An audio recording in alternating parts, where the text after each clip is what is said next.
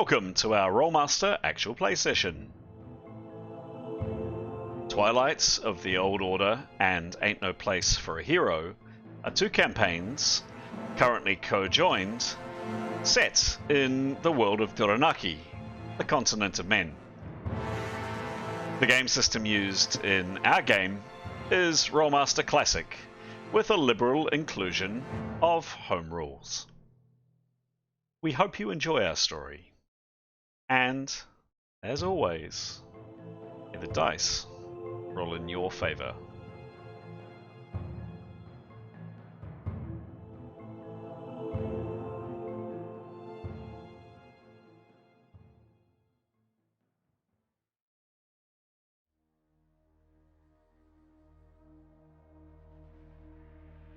This is episode 90 of Twilight of the Old Order, and episode 68 of Ain't No Place for a Hero. The two parties are on a desperate quest to recover two more arcane lodestones, which they hope will lead to their escape from the strange, multi-dimensional place known as the In-Between. We pick up the story as our heroes had started to venture further into the rubble. Suddenly Demos has rushed away from his companions, triggered a device on the stairs, and fallen to a deep pit.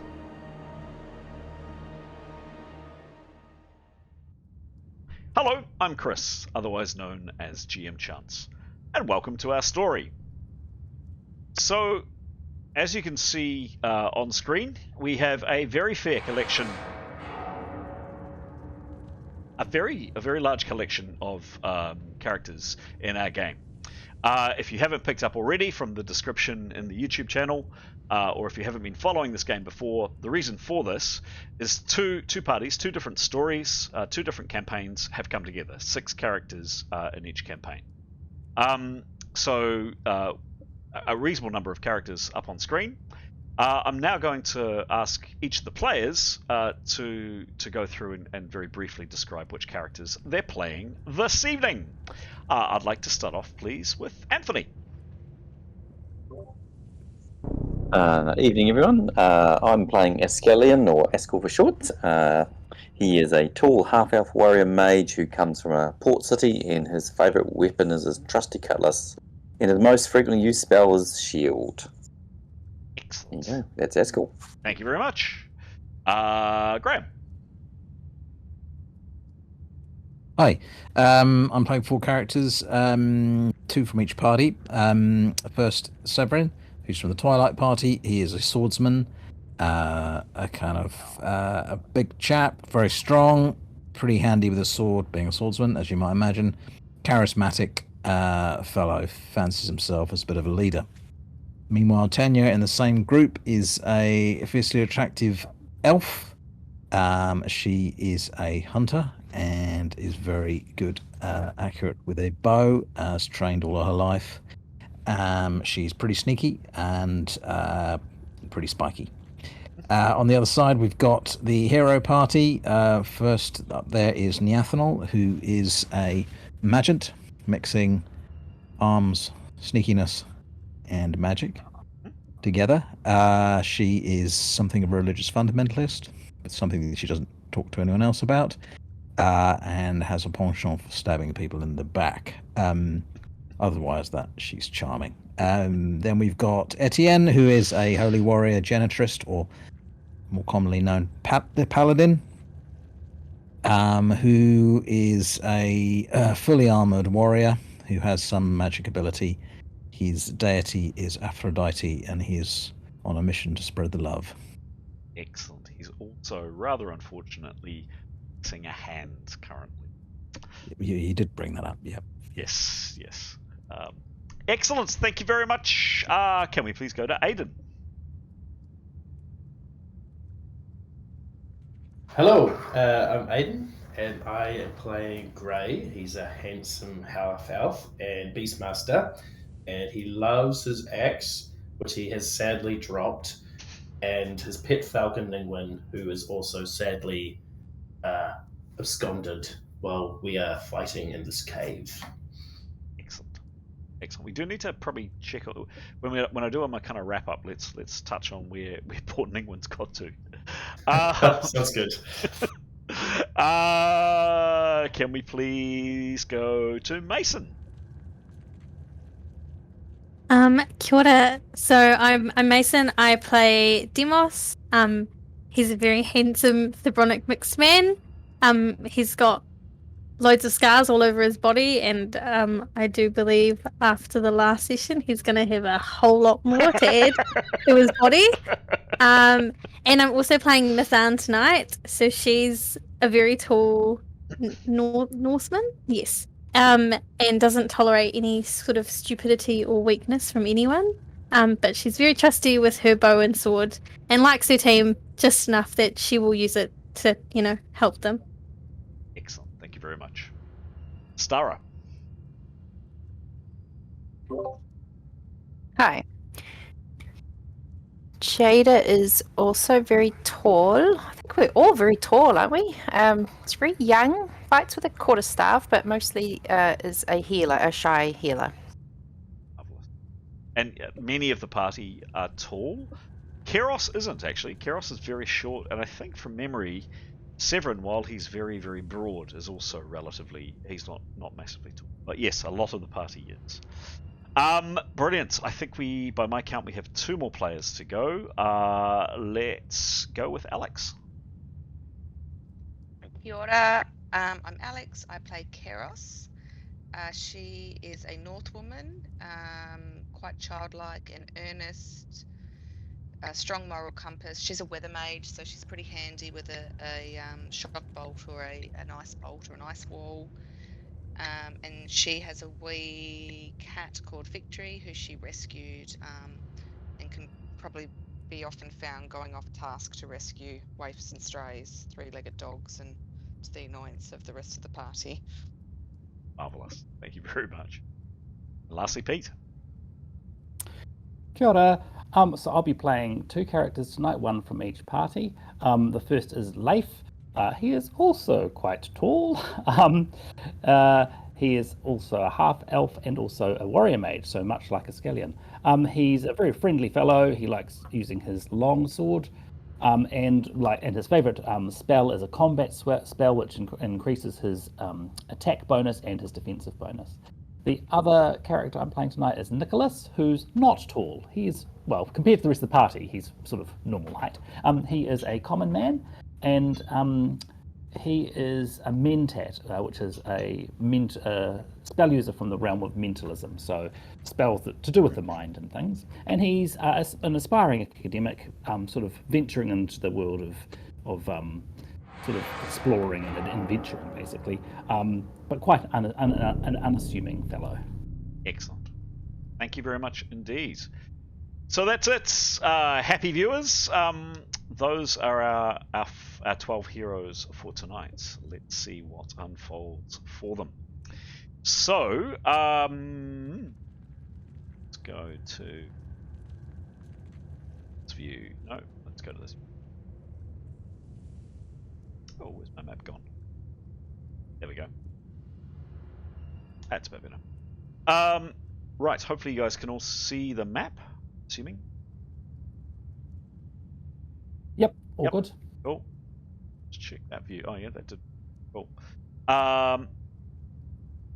Brilliant. So I'm going to do, as we talked about just before I click record, I'm going to do a really quick, and I always say really quick and end up it not being really quick, but I am going to do a really quick summation of what happened last time. And then, as we talked about, I'm going to just do a bit of narration.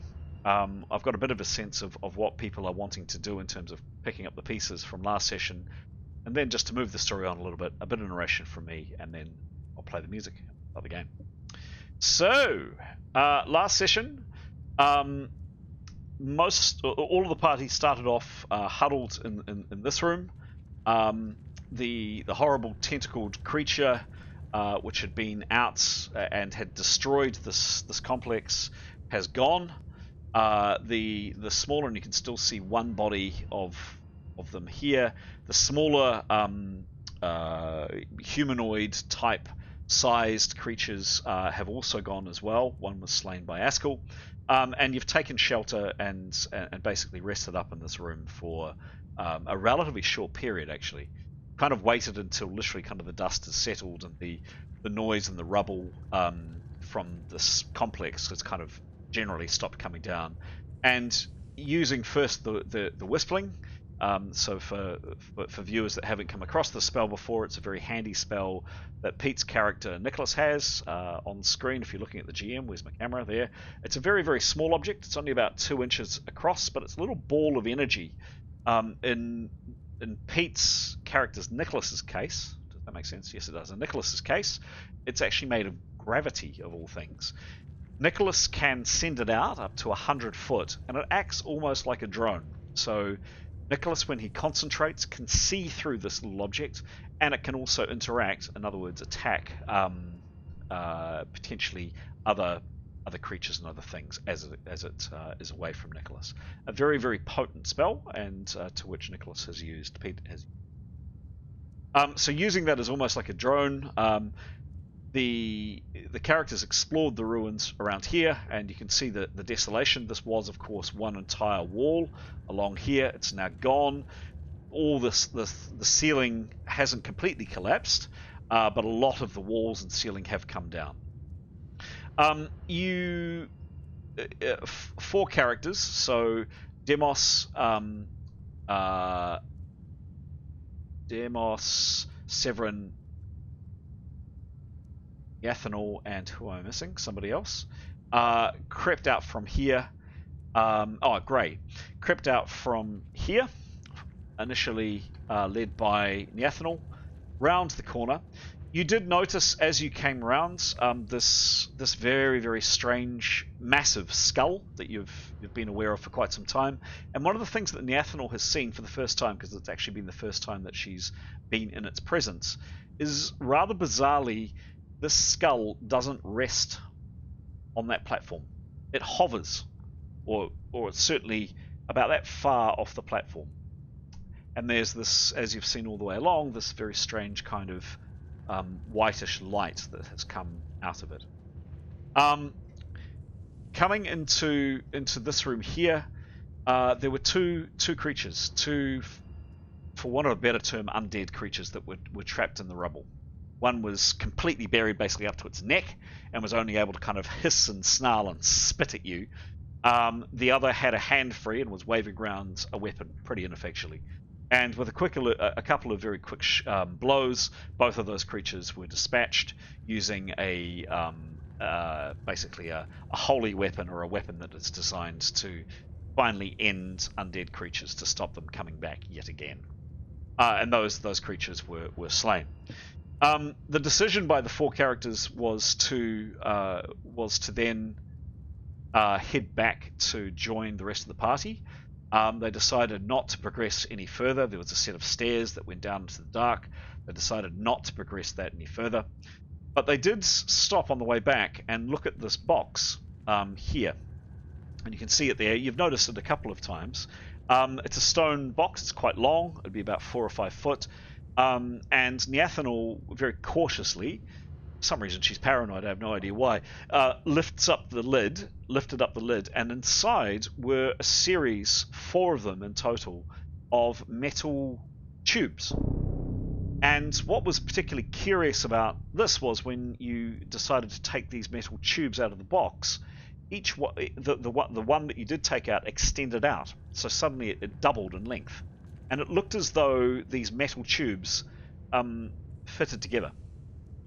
Right about at this point, all of a sudden, Grey, something kind of brushed your hair, or something happened.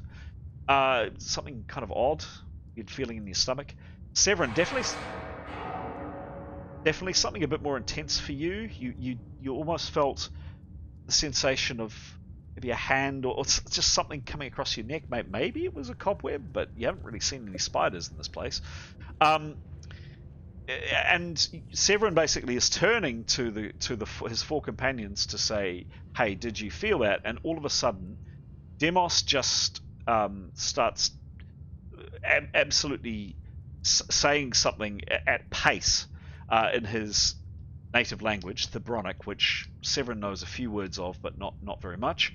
But he did manage to pick up a couple of words, my sister. And then, before any of the companions could react, Demos just rushed across this rubble, and he made an amazing roll, actually, across this rubble, and paused at the top of the stairs for a fraction of a second, and then just barreled down the stairs. Just raced it down the stairs. The three companions, kind of taken off balance by this, froze for kind of a second or two, and then chased after. Niathana was first, followed up by Grey, and then Severin, clank, clank, clank, clank, clank, and his armor came up last. And pretty much, Grey and Niathana, you see what happens. Niathana manages to cast an air wall, so a barrier of churning air in front of Demos.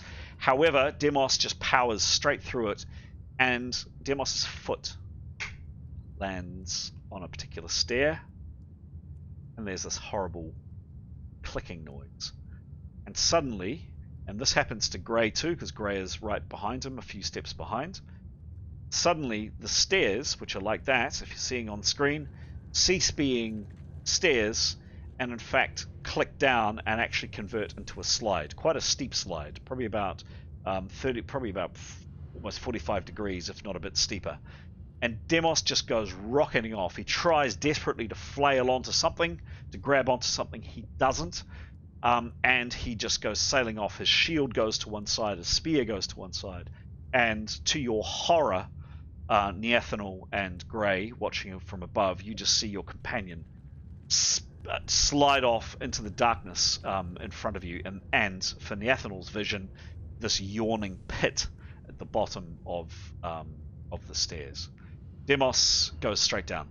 He's just not able to save himself, and there's this pause, and then this sickening crunch, thud, and nothing more. Grey manages to make an amazing roll as the stairs suddenly disappear from underneath him, and he's on a slide.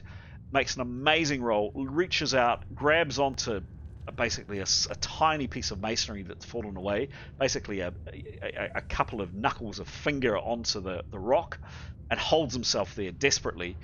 He lets go his hand axe in his panic, which clatters down and ends up in the pit, hopefully not on Demos, and then manages to cast a fly spell on himself. Nicholas and Etienne and Leif, hearing the commotion, hearing the noise, have run out from the rest of the party. Everybody else here has remained, but they have definitely closed the doors behind them. So that's where. Are there any? Before I do a little bit of narration, are there any qualifying questions? Have I missed anything? Anything that people want to go over? I think that sounds pretty good. Nope, haven't missed anything. Brilliant. Okay. So, a bit of narration from me in terms of what happens next. Courtesy of a very, very timely fly spell from Grey. Grey, you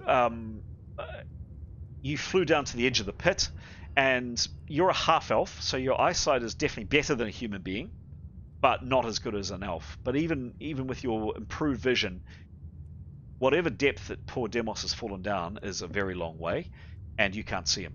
So you return up to your companions. You get some light. A lantern is lit. Grey, you fly back down, and for the second time in this campaign, in this horrible place, Grey again braves a pit. This time, fortunately, there are no spikes. You recall the one that you rescued Askel from had all kind of manner of horrible spikes, both around the walls and down the bottom. This time, fortunately, no spikes, but it's deeper. And you get to the edge and you look down. It's a long way down. You'd imagine it's at least 35, if not 40 foot down. And there, at the bottom of the pit, Grey, you see Demos. You whisper back up to your companions that you can see Demos on the ground. He's lying still, not moving. Very fortunately, your hand axe is off to one side. It didn't end up braining him. You'll be pleased to know. And again, Demos's spear didn't end up in Demos's back, but his spear and his shield are lying to one side. With a bit of brave work from Grey, going down into this really sinister hole in the ground, well cut, 40 foot all the way down, just absolutely completely sheer stone. There isn't any handhold whatsoever. You go down, you attach a rope to Demos, and with your companion's assistance, hauling at the top, and you have some very, very strong characters at the top. Severin, Leif, even Etienne with his one hand. Even though Demos is a very big guy, you slowly pull Demos up the slope. Grey, you with your flying spell still activated, you recover the weapons, both your own hand. I might decrease the frequency of that noise in a second. You pick up your own hand axe. You pick up Demos' spear and his shield, and you retire. All of you, you don't really spend much more time investigating where you're at, other than noting that there are two very large double doors above the pit. I sent an image of what it looks like. So just to describe again, this what had been stairs went down, and then there would have been a gap of of 10 foot, and then there's the doors. The gap of about 10 foot square, so 10 foot by 10 foot, is now gone, and all that is a pit. So as the slide comes down, there is no lip, there is no cusp, there is nothing. The slide just goes straight down into the pit, and then on the other side, where the doors begin, there's even a ledge. It's a gap of maybe that much, and then there's the doors. The doors are closed. If Grey wanted to potentially investigate them further, I'll ask some questions in a second about that. Once Demos is back to the top, you carry his inert form between a group of you back to the room that you all were in. And you're yet again back in this room of refuge, whatever you want to call it, with yet another of your party members who's clearly in a bad way. Jadar, a couple of diagnostics rolls from you. You look over Demos, and he's bruised and battered. He's clearly taken some damage from, he's got grazes and stuff where he's fallen. But there's nothing obvious that you can see other than a colossal lump that's beginning to form on his head. And he's out cold. He is still breathing, definitely, and he's breathing with a decent amount of regularity. So his breath isn't laboured, but he just isn't moving. He doesn't respond to anything. He's out cold. You try a number of ways to encourage him to wake up. Nothing seems to work. You elect, the group of you elect that you're in a pretty bad way, and you are in a pretty bad way. You decide to lock as best you can, and you probably use some magic from Grey to lock both this door here and this door here. And for the second time, you collapse in exhausted terror on the ground. Obviously keeping watch, having something to eat. Your water, by the way, is now gone. There's no water.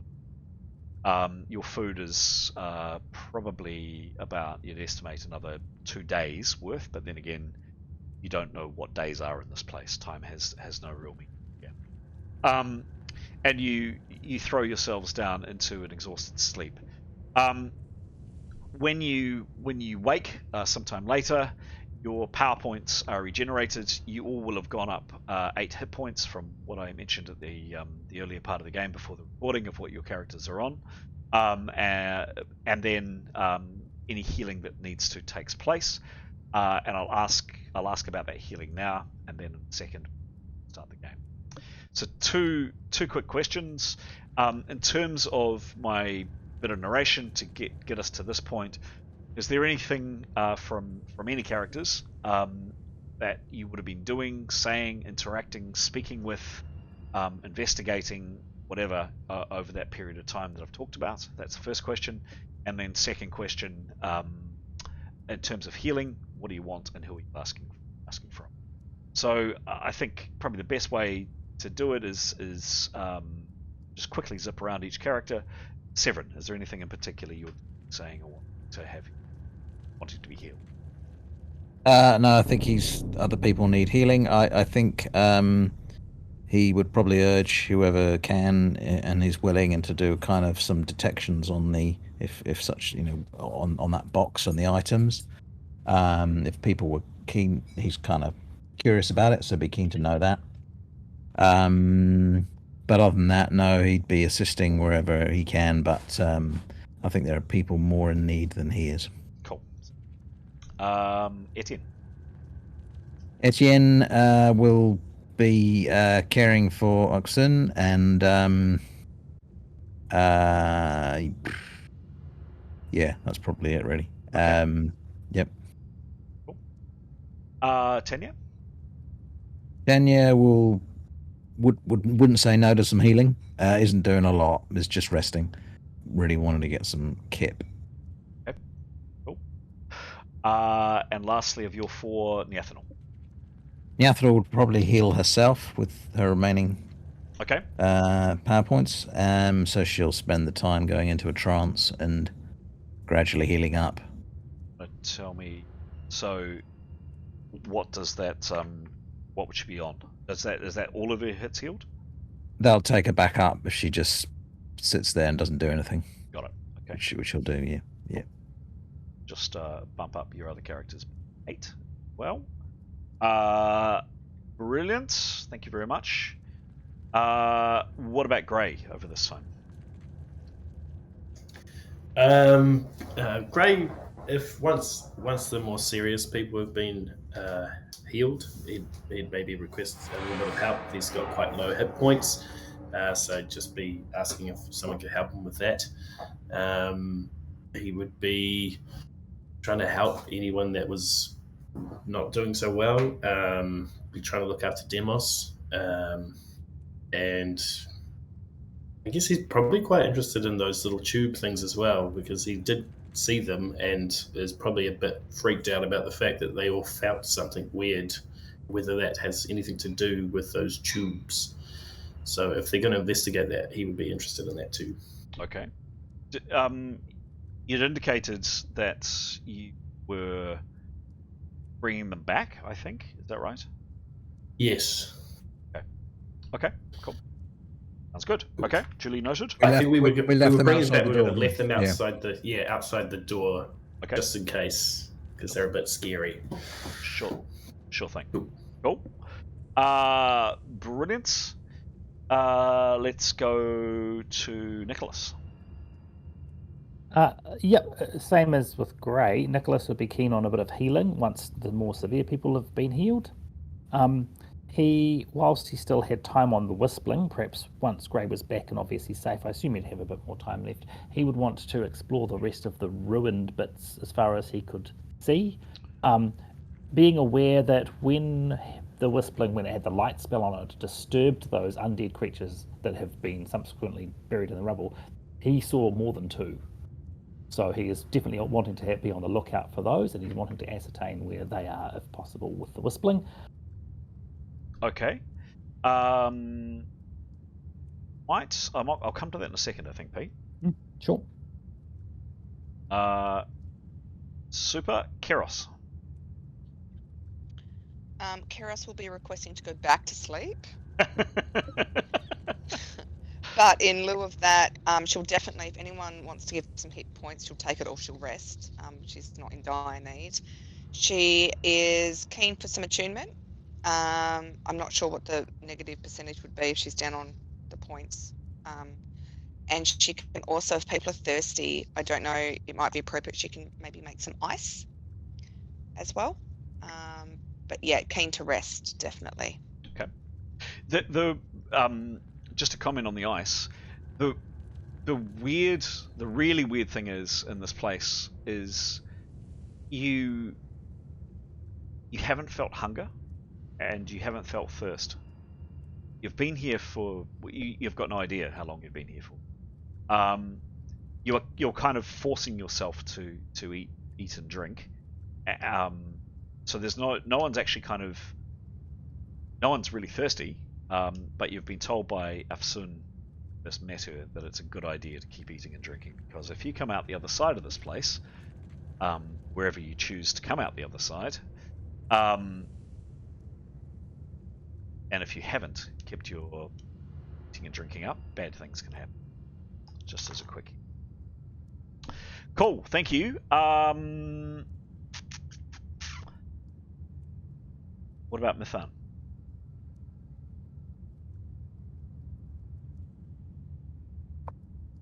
Sorry, forgot that was me. I think.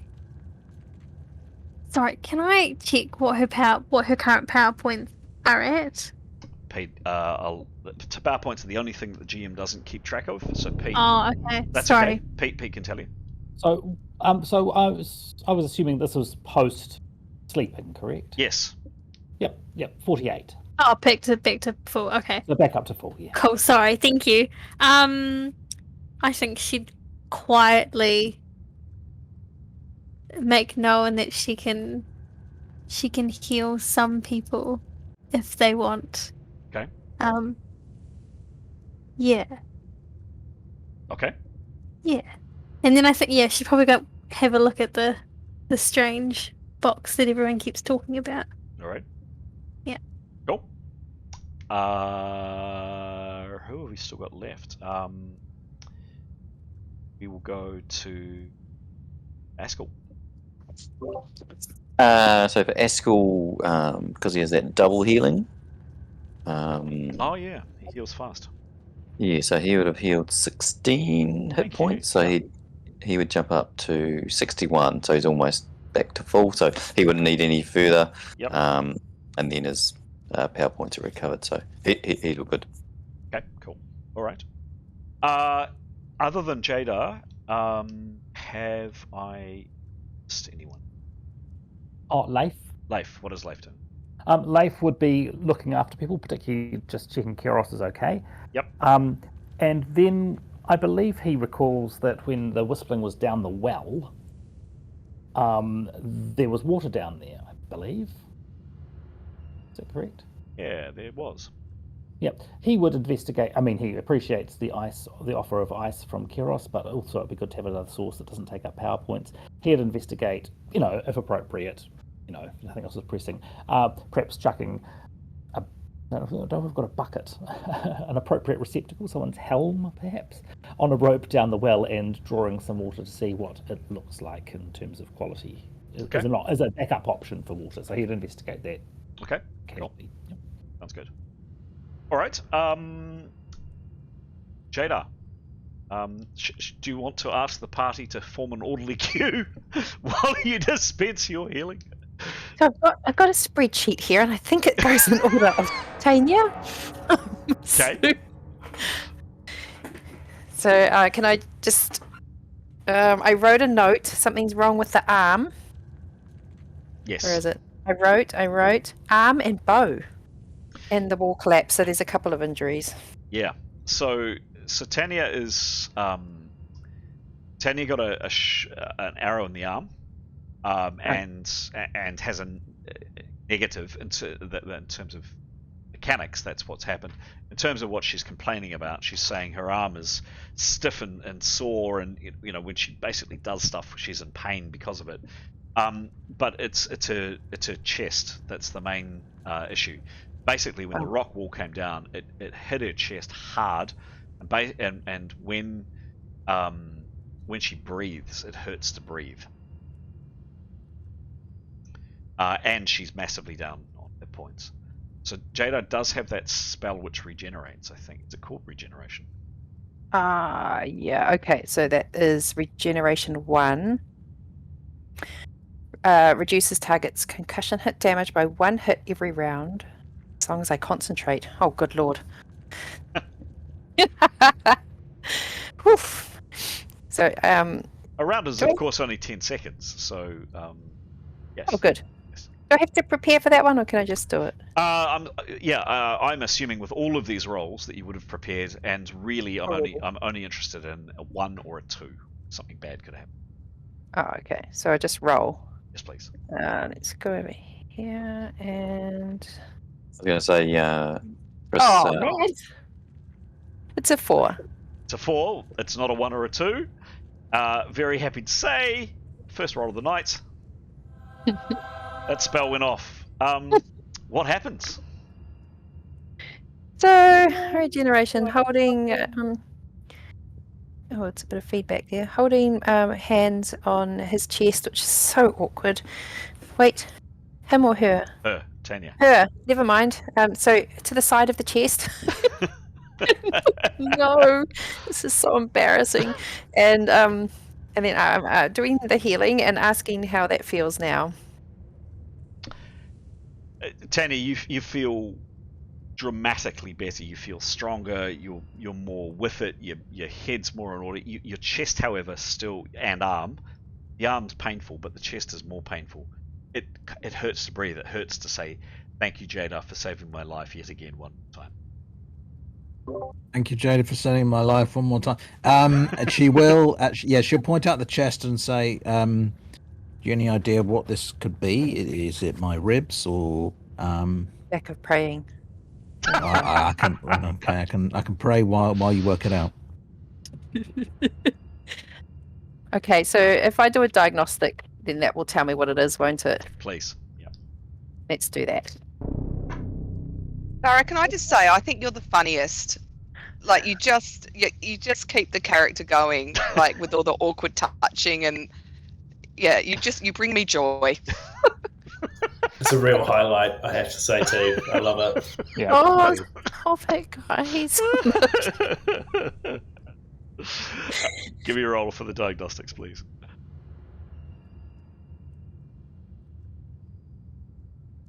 23. What's your diagnostics?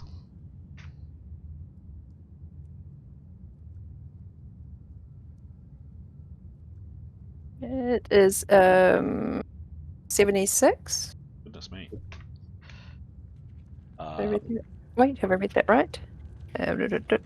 She is Yes. very good.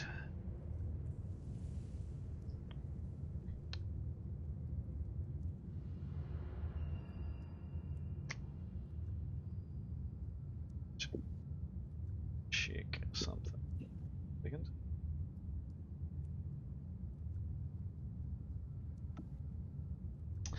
I'm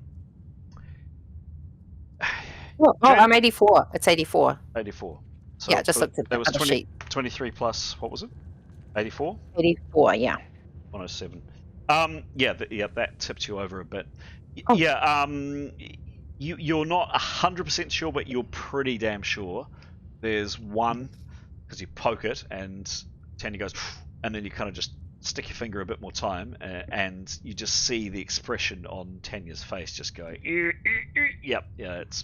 that's a broken rib. Okay. Can't be 100% sure, but you so. Do I have time to do a bone spell? Sure. So we haven't actually started the game. This is still the talking about it. Yep. Okay, Yeah. I'll get that ready. Cool. Make a roll. Come on. 24, you're kidding. Again, with full prep and all the rest of it, it's only a 1 or 2 that fails. What happens with the spell, please? So placing my hands now on the ribs. And praying deeply, I try and heal the broken ribs, trying to cover my hands over as much of the ribs as I can. Oh, and what does the spell do? Cast. It rejoins the bones together. Oh. And Tanya feels very much like she should actually come to church with me. Excellent. Church? Are you sure? Yeah. I can tell Okay. because I'm staring so intently into her eyes. All right, I'll go to the mosque. You go to the church. Mosque. Whoops.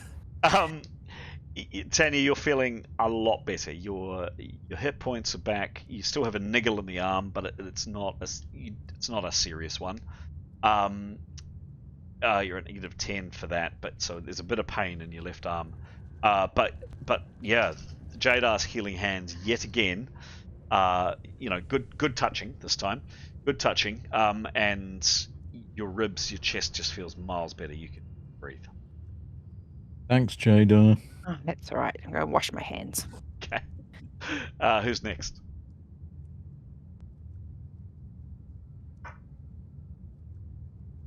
Don't be shy, guys.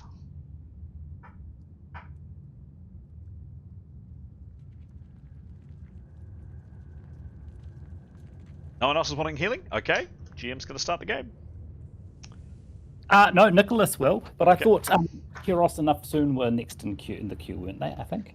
I didn't want to jump the queue. I didn't.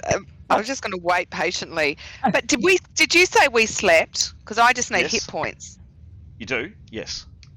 So do I need hit points on top of that sleep? You're on... So, you were on 30 before the sleep. You've slept. You're now on 38 out of your maximum of 41. If you remember that everything in the game is affected by quarters of hit points. So if you have 100 hit points and you go down to 75, everything you do in the game, casting a spell, climbing a wall, fighting, trying to seduce someone, whatever, you have -10. And the kind of the mechanic behind it, well, that's the mechanic, but what it's trying to simulate is you're just feeling weak, you're feeling a bit disorientated, you've lost blood. If you go down to, out of your, let's say, 100 hit points, you go down to 50 or less, so less than half, you're on -20 to everything you do, for the same reasons. And then finally, if you go down to below 25%, or 25 out of 100 in this case, you're on -30. So that progression is trying to show a weakening of the character, and basically you're just not able to function very well. So it is always a good idea to keep your hit points up, because the next time Kiros casts a spell, and if she's not above 75% of her hits, then she'll have a -10 to casting that spell. So 38 out of 41, I'm all right. I'm not going to suffer any. Okay, so I can just wait that out rather than waste healing. Thank you so much, but I won't be taking up healing at the moment. Next. Nicholas will, Okay. please. Nicholas, I've got here. I've written you are not tall. You're a mentalist. I haven't written what's wrong with you. So Oh, diagnostic. there's a lot wrong with him. I've put gravity balls. That's one real concern for him. Yeah. Which of these do you want help with? Not tall? Shall I grow you taller? No, he likes being unassumingly not tall as everyone else. Okay. He is, I believe, simply down on hits. So if you could. Okay, that's the healing one then. Healing 5. So a bit Or of role playing here, guys. What would Leif say to describe to Jada? Nicholas say to describe, down on hits. I'm down on hits. No, he'd say I'm still feeling the effects of being hit by a piece of rock. I'm feeling. Well, I suppose he's probably got a dried cut on his arm, maybe. I'm not feeling myself. I'm feeling a bit woozy. Yeah, there you go. That sort of a thing.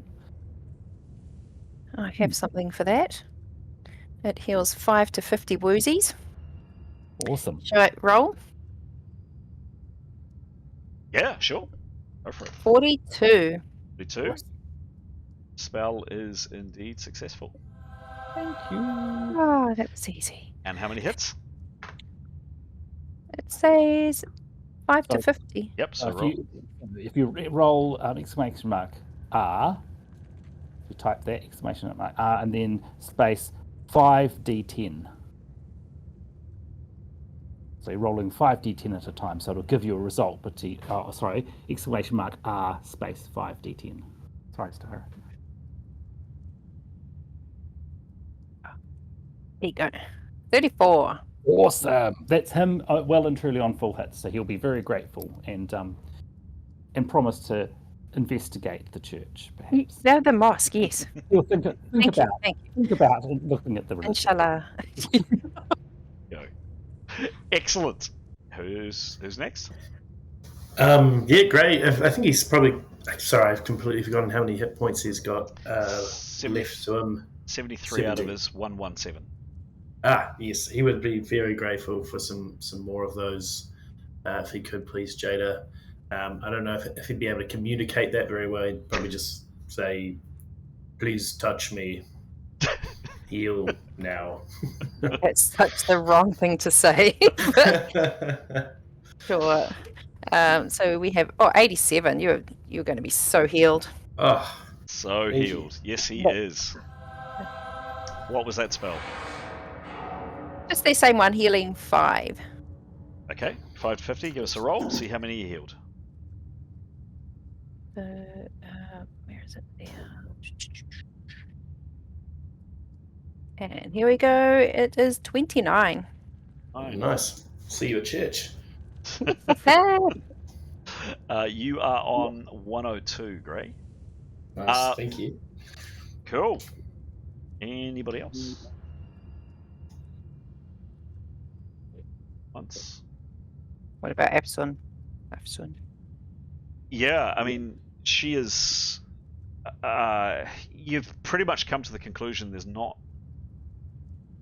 You just simply don't have powerful enough magic, is probably the simplest way, and probably what you'd explain to her to actually heal her crooked leg. And my goodness, Kiros, you were lucky when we did this, as I mentioned last time. GM wasn't reading the rulebook closely enough, because actually we allowed the spell that Jada to cast on Afsun to be cast on the one that was cast on Kiros, which allowed Kiros to be healed. But anyway, so you dodged a bullet there, Kiros.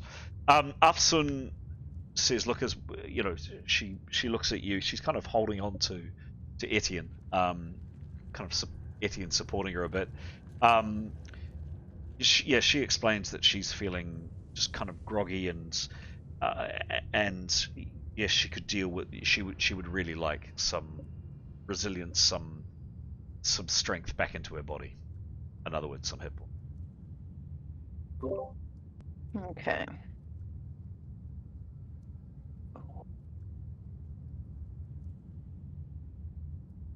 So we have 74. Success. And same spell? Same spell, healing 5. Roll to see how many. 36. Nice.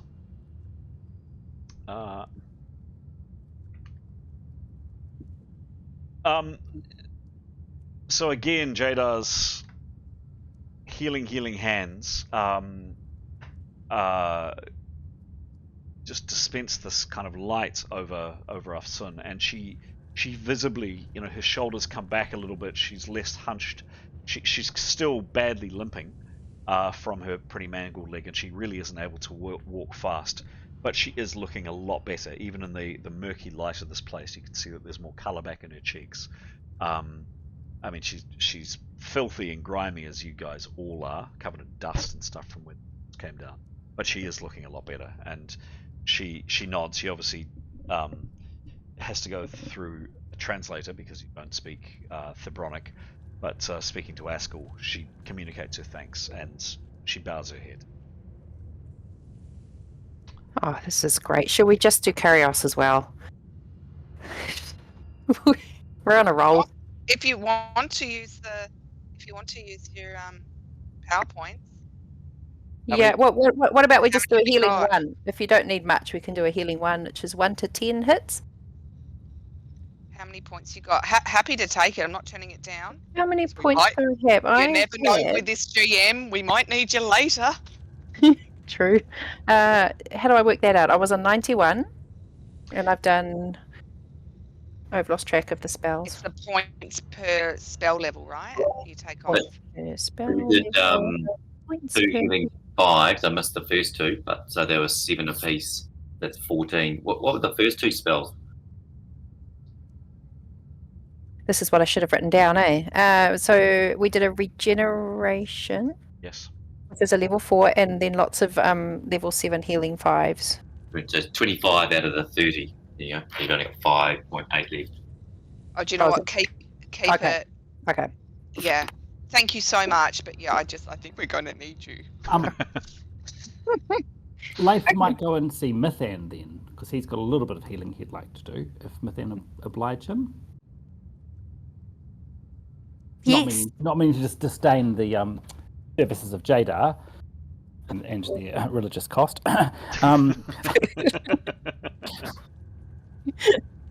But also, yeah, considering PowerPoints and all that, if Jadar doesn't take offence, Leif would. No, that's no problem. Okay, what happens? Leif would go to Mithan, and because she did offer, and would simply express that he is feeling a little under the weather. He just needs some hit points as well. Wow. Okay. One moment, caller. I can. What? How much would healing 3? Yep, that sounds Yep. great. Perfect. Good luck. Okay. Got a bit of healing 3. Okay. Mine are, yeah, I'm in the right channel. 40. 40, success. Yay. That's your first spell ever cast in this game, Mason. Oh, it is. How did it feel? Felt great. Excellent, excellent. Especially because it was successful. Yes. How many spells is Leif? How many hit points is Leif healed, please? So it's 3 to 30 concussion hits. So how do I do that with the dice? So you want to tell it to roll 3 d10s. So !R and a space, and then 3 d10. 3d10. Thank you. 12. That puts him on 22, which is very close to his maximum. So that's perfect. Thank you. Cool. Excellent. Very good. Any other healing that I should be aware of? Once, twice. Gone. Okay. Very good. So there were a couple of other kind of additional things that people wanted to do. Leif, over this period, while you've been resting and recovering, there's been a lot of, basically Jadar's had a little sign up saying the doctor is in, and people have got little numbers that they're having to fill out and then sit in the queue and whatever. Anyway, Jadar's been sitting there very busy. You've investigated, you've gone around the long way, you've taken a companion with you because, hey, you're paranoid.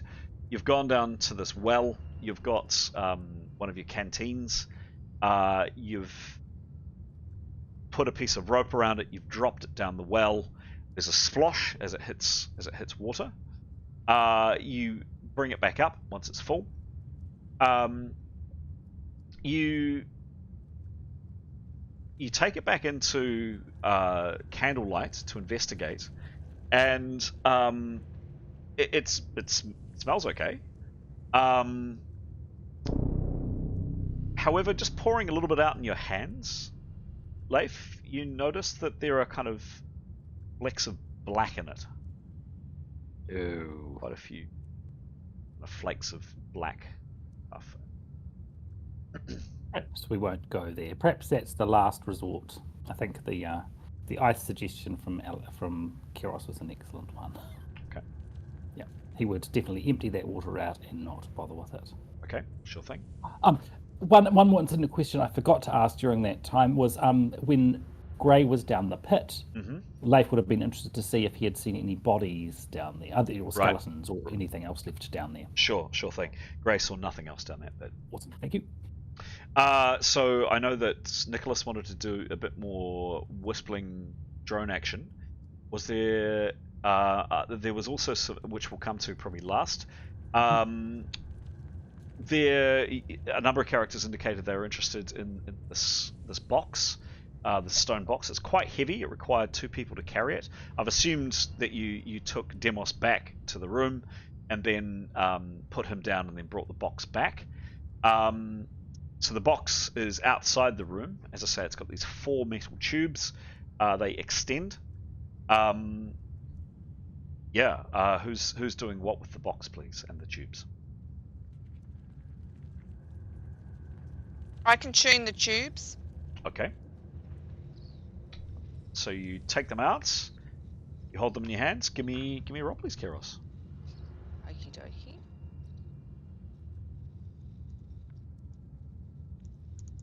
This really should be 50? having it by a map.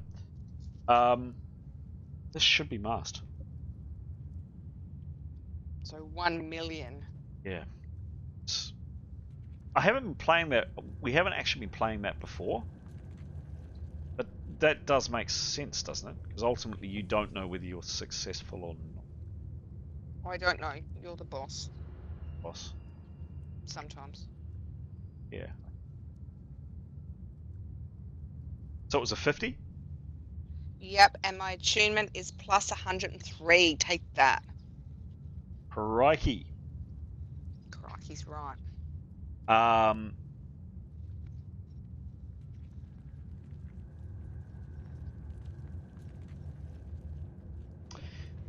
Keros, will you join me in chat room 1, please? Sure. Excellent. Now, an ad's popped up on my screen. How do I get rid of that? Oh, maybe later. It's not always a room. good sign when you have to go to the other room. Hello. Hello. Are you recording in here or just the main chat? I'm recording in here, and what I'm going to do is I'm actually going to put the sound into here too. There we go. Cool. Sound in here Can't too. say that you look very handsome on screen. Oh, well, you can. Isn't that nice that my mate? Well, I guess you might have given the game away to our viewers. Might clarify. I can always edit this bit out, admittedly.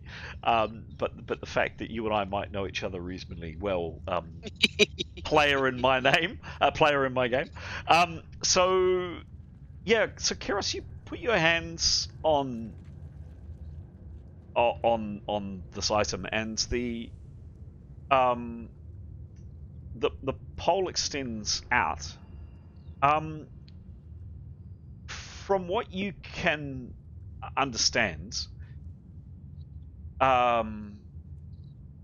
is no enchantment, or there is nothing.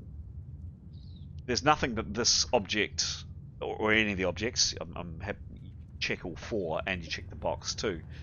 There's nothing that they do, but these are. But you've never encountered anything like this before. Like everything you've attuned back in the world, the real world, which isn't this horrible in-between place in between worlds that you find yourself now. Everything kind of has, every item has kind of a signature. So if you touch a piece of wood, or you touch a piece of steel or metal or something, everything kind of feels like that, and then it might be have some kind of enchantment on top of it. This just feels alien, is about the only word that Keros can come up with. It's of a substance you've never come across before. And it just feels different. Very, very, very different. You do get, probably the one sense you get off it is it's not even old, it's before old, before everything. It's it's beyond ancient. But that's about all you're able to discover. Good feeling or bad feeling? Just that. A neutral feeling. Is that because I need to roll again? Can't roll again. Job? Yeah. Oh, I couldn't do better? You can't roll again. Oh, okay. Well, that's disappointing. Okay. Alrighty. Okay. Sit back. Okay, bye. Bye bye.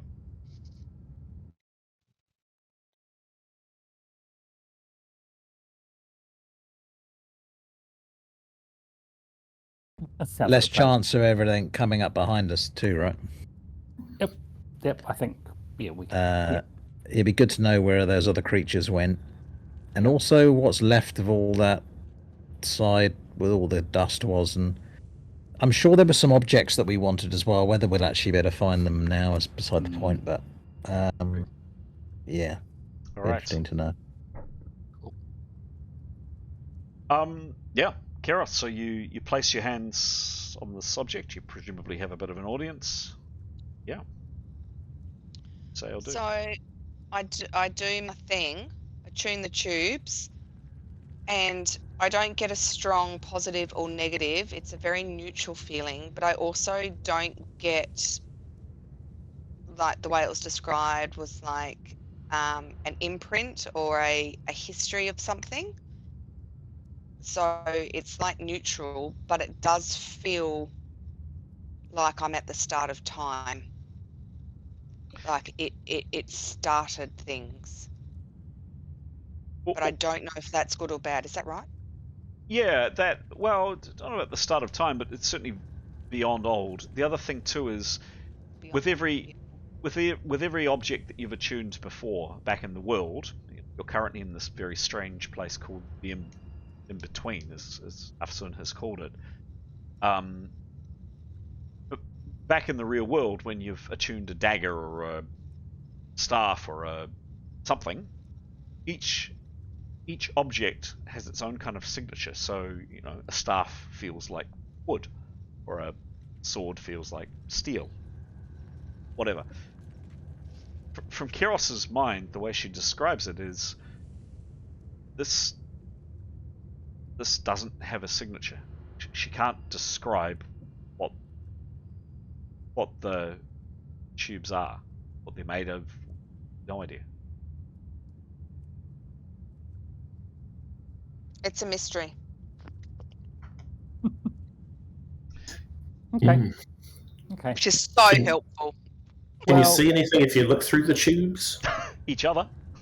Oh, walkie talkies. They Could do. play pirates. They do extend, and the one thing that Keros is able to put together is there are 4, and if you click all 4, click 2 and 2 together, and they form a length of, probably, you guys can't see on the screen because I'm just reaching off the screen, but probably about in length, probably about 7 or 8 foot joined together, each one. Also we've lost the Yeah, we lost you. Can't see you anyway, Chris. Oh, you did too. Thank you. You're miming for no one. I am miming for no one. Here we go. Hang on. Lightsaber fight. Lightsaber fight. Here we go. Oh.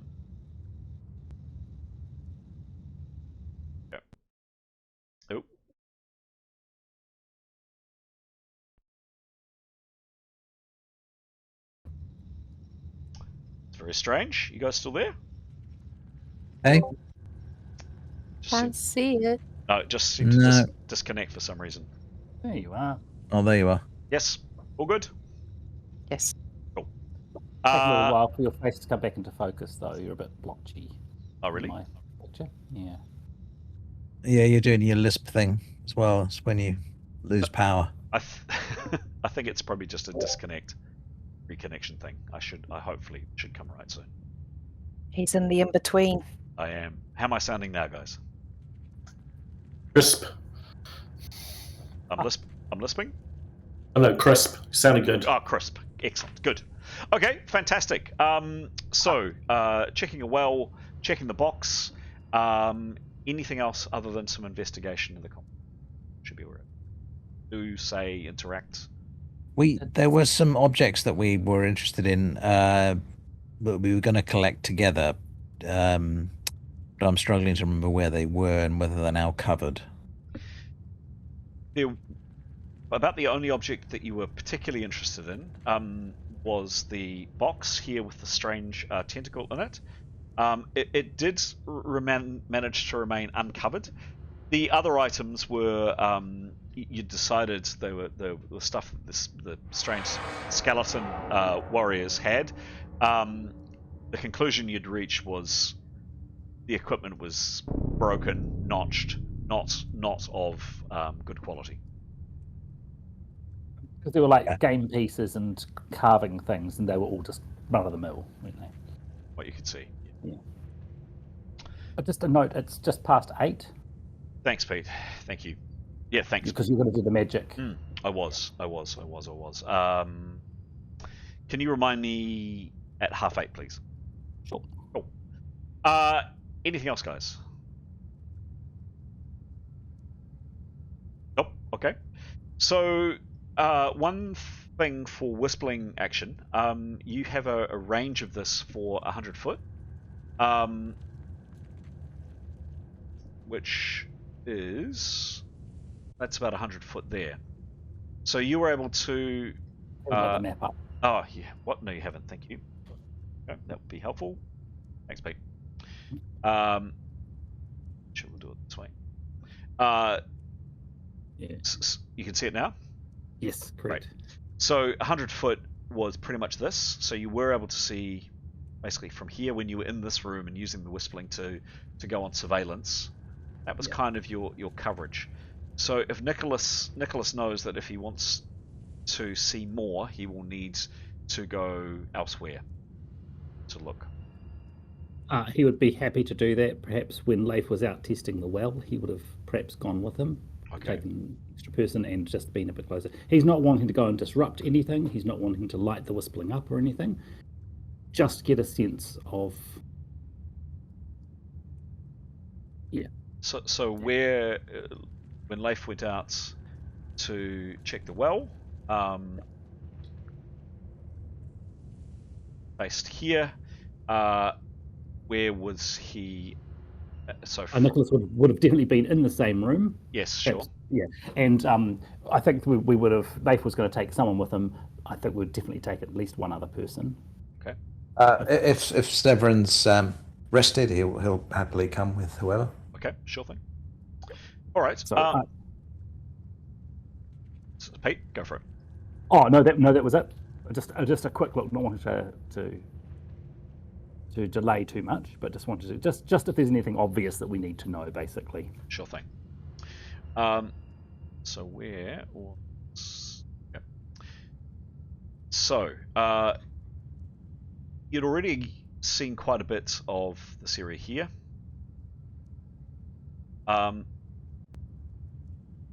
Coming into this part of the complex, and again, you're narrating Nicholas, and I'm not going to take you out of the room for this at this stage. There are some skeletons here that you can see. There is again one of these strange winged statues. You'd been told by Afsun several times that an ancient race of lordly people had fled here as refugees to create weapons to try to or to use this place as a complex to make weapons to defeat hordes of undead creatures which had beset their own world, is the legend that goes around about this place. And they were winged creatures, the beings that we, and yet again, standing here, a massive statue of one of these. Going further down this corridor, you come to. Oops.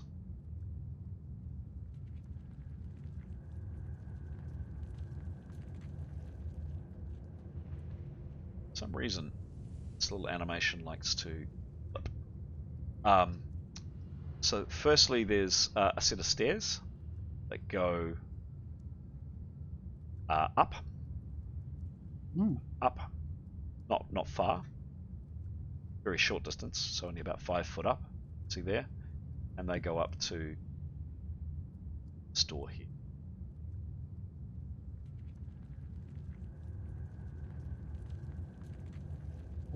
Yep, so another door there. Yep. Further around here, dead end here. Dead end here. A few boxes and bits of detritus kind of scattered around. And again, in this case, stairs going down. Down, down, down into the gloom. And here, there is quite a beautiful statue with one of these winged faces in it. But otherwise, pretty empty complex, completely empty complex, and like nothing on the ground. No boxes, no detritus. It's completely empty. And then here, come to a door. Cool. There. For some reason that's showing up. Another room here. Up a flight of stairs. Around here. And another door. Let's remove that. Hang on.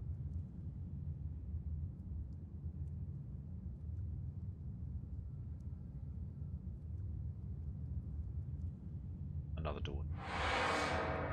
Closed. Here, some more rubbish and boxes. And finally come up to a set of double doors. Yeah. Kind of piecing it together. Figured out those are the double doors that link up to here. Yeah. Okay. And actually, just going to check something. Second. I'm going to flip to that view for just a sec.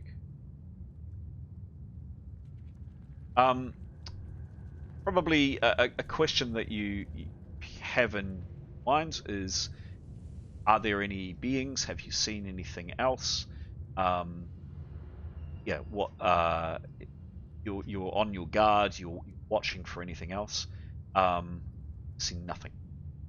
The entirety of going through this complex, it's just still. Nothing has moved, nothing has made a sound. I'll take you back to this map. I actually made a mistake before. There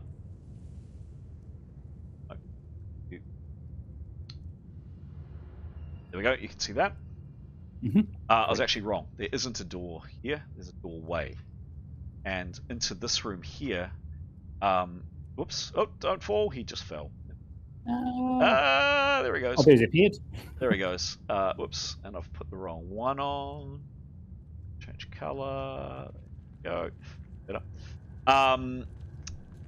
So into this room, there's quite a few kind of broken boxes, shattered remains. Now you have got a light on the whistling, by the way. I don't know if we said that. We absolutely had to. It's too dark in here otherwise. Another skeleton, and then here there's the set of portcullis that goes into this room, and this was the room with the festering mold that's coming up, and there is a lot of mold. Everything here, Nicholas just feels uncomfortable even watching the whistling kind of survey. Everything here is just caked in thick black slimy mold, and you only catch a glimpse of this room here because you're running out of range with the whistling spell, even moving out a little bit. But you think there's another doorway here. And you just catch a glimpse. You think of a portcullis here, another portcullis here, but that's it. Okay. So you've come through here. The creatures that you alerted were here, where you can see the light. You've then come through to the very back. There's a statue there. Gone up here. Found the other side of the double doors. Through into this room with black slime and the black mold and the portcullis here. And that's as far as you go at this stage. And there's another door that goes. Awesome. Okay. That's enough exploring for now, definitely. I think that gives us a... Oh, and the other thing too, obviously, with a bit more light, perhaps check it. You can see down the way that Demos went, because you're definitely within range if you want to as well. Absolutely, yeah. I would just go and do another check as well. Sure. So lying down at the base of that, at the base of the The stairs, as mentioned, it just goes straight down into this pit. And then the doors are flush on the other side. Checking the doors on the other sides, you note, using the Wispling's light, see reasonably well, because you're not that far away. Although you are at least 40 foot down this slide. It's ramp. Pitch black. Absolutely. There are a couple of holes in the door. The condition of this door is not good in comparison to other doors in the complex. And in a couple of places there are even holes in the door, small holes maybe the size of your fist. The Wispling shines its light through but can't see anything further into the blackness. Okay. The pit itself is, as described before, 40 foot sheer either side, straight down, 40 foot down. There's a bit of Demos's blood in the bottom of it. But other than that, Ouch. Yeah. Cool. Thank you. Nicholas, of course, would go and tell everyone once Nicholas and Leif had finished, or whoever else is with them, go back and relay that to everyone. GM's just going to get a drink, have a quick chat amongst yourselves, and then let's get moving. Back in a sec, guys. My God, Wish we before he go. comes back, what should we do? Yep, kill everything. So there's still some Excellent. doorways on this level to explore if we want to, but I wonder if we just go for the next level down. I don't know. Oh, really? Do you want to check out those doors? Yeah. Okay. Yeah. So sure. There's one from the well room, and there's the one from that bone room, or near the flying, the statue room. There could be a magic thing of killing undead things that we need. It's true. If we can, I reckon. Yep. If we're keen to do those, then we can have a quick. Those two probably go to similar areas, but I'm reassured that there's not many nasties in that area. It's good. Does everyone need an ice ball to lick? Because I'm just conscious the GM's mentioned when we get out, which might be imminent, we're all going to be like withered away. Shall I just like power up some ice or some hail, and we can all like have the Well, smoke? maybe smoke? an ice Yes, wall, please. because we can melt that, couldn't we? He did warn us. Yeah, Let's I reckon that's a melt. great Can we idea. melt an ice wall? I think I seem to remember your cold ball was a little bit Vicious? dynamic, shall we say, for drinking. Yeah, ice wall. Open wide, bam! I don't know if that's. I just want to hit something with a ball, an ice ball. I think We all the do. time will come. Make heaps of them. Hey, when you looked at the steel things, what was your spell? Because I've got a delving one. Should I try, or is it? Will I find nothing I've got as well? attunement, and I have skill in it. Is it the same thing as like? I don't know. Oh, okay. Um, Delving just what- says, receives basic idea of item's purpose, if any. Maybe it will do nothing. Should we try it or no? But that's helpful. Mine. So I've trained in attunement. Mhm. Is it an actual spell or is it a Yeah. skill? I think it's a Spell. skill. A spell. I have the skill. Oh, you've not got a skill. spell. Oh, okay. I think guess- delving sounds interesting. Do I give it a try or save my? Yeah. Yeah. Why not? It'd be good. I mean, that pole could be important, right? Yeah. Maybe we can crawl through it out as an escape. Yes. Like a Could be, portal. It could. Yeah. Who knows? Just Yeah. or a telescope or so. Who knows? But It's we nothing. should delve away. I reckon. Okay. As Jim. deep as you can go. GM's back. Now, we have actually done dice rolls, so technically we have started the game, but I'm still going to say, let's start the game.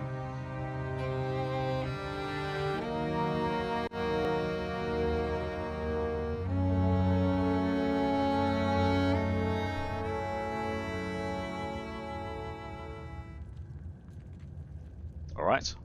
Had a bit of chance to chat. You now know a bit more about this complex. What do you decide to do, please? You're all healed, rested up, ready to go. What do you do?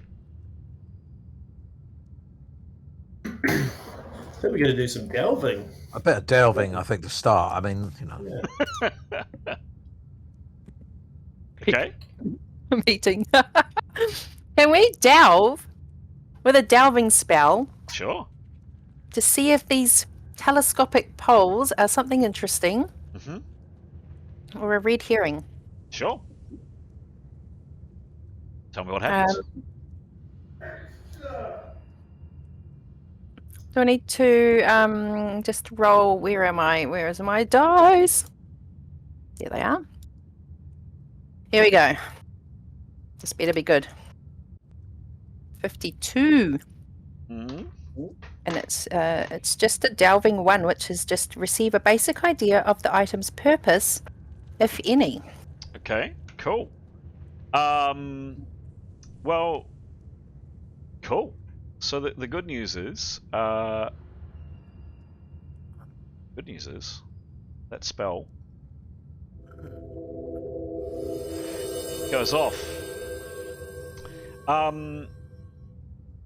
Jada, can you quickly join me in chat room 1, please? Oh. Bye, guys. Good luck. Good luck in there. Your demon will was protect you, don't worry. Del-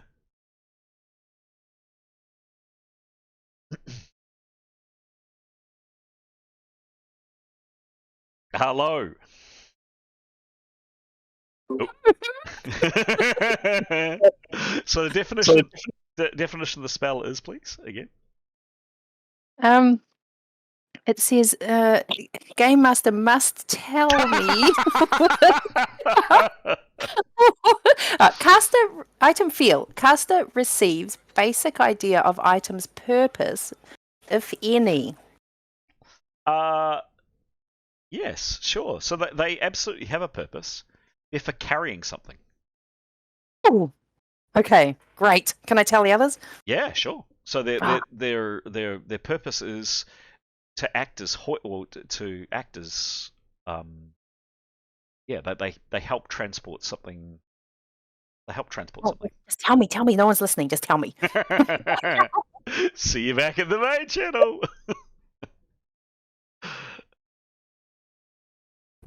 I reckon. Yeah. All right. So do a quick. Oh, hang on, they're back. I know something you don't know. Oh. Tell us about your delving. I can tell you. So these things are for carrying something. Oh, like a floating skull? No, I don't know. It carries something, so we need to find something that these might fit into, I guess. like a sarcophagus or something. Maybe, or probably the blimmin' box that they're in. That would be disappointing. The Ark of the Covenant, I think. That's another good point. What do we want to do an attunement? Do we dare an attunement on the floating skull? Yes. Hang on a minute. Someone's got a bit of history of touching skulls. I mean, Say yes so quickly because I'm not doing it. mind you, I mean, it might, maybe it'll help. Why not just cast Delving one on the skull? Do you know what? Those stick things are to carry a mini altar for victory. It makes sense. Do you know? I've worked it out, guys. Oh, We need some pallbearers to carry victory on her platform. Just a thought. If nothing else, it's been a success just for that, then, I reckon. I agree. Sole mission. All worth it. Are you absolutely sure about that? Well, that's what they can be used for now, anyway. Yeah. Stop saying things like that, Jam. Oh, victory. Oh, what is she doing even? She's pretty traumatized, actually. She's kind of licking you, and you think the cat might have a bit of post-traumatic stress disorder. Oh my god, we need a psychologist, a pet psychologist. Yeah, she's kind of occasionally hissing, and I mean this large chunk of the wall has come around down her, and she's best. Thin ice, Chris. Thin ice. As a beastmaster, does Grey have animal psychology? Maybe. He can talk to her, but last time it didn't go so well. When he tried to talk to a cat. Oh, and also, weren't we gonna? Wasn't Mathan gonna do something with Demos? Oh yeah. Sorry. Yes, Mithan forgot that Demos was unconscious and suddenly thought, oh, maybe he needs a bit of healing. Sure. What do you do with Demos, please, Mithan? She would wander on over. Give him a good touch and do There's healing. a lot of healing touching in 3. this game. A lot of touching. Give me a roll, please. Good touching for the viewers. touching. Good touching. Good touching. 14. It's not a 1 or a 2. The spell is successful. What happens to poor unconscious Demos? I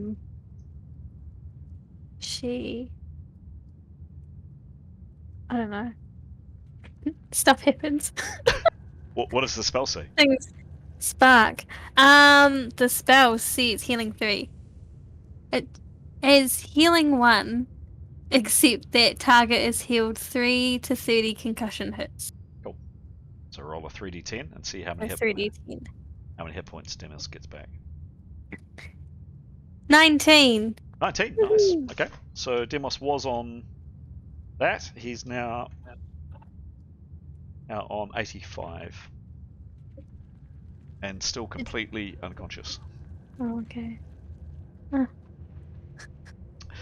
Okay, so you've done some good touching on Demos.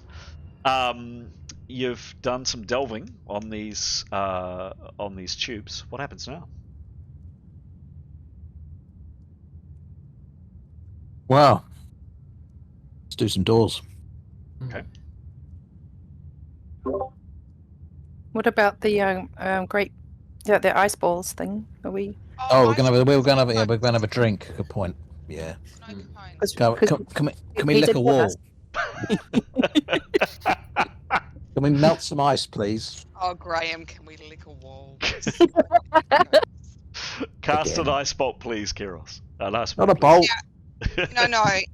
Now, can I do a hail strike? Causes a large hailstone to fall from some nearby cloud. Do I need a cloud? You need a cloud. Can I use a whistling? No. Oh. What's wrong with a wall? No, I was just thinking, like, to hold your ice cone and move and lick.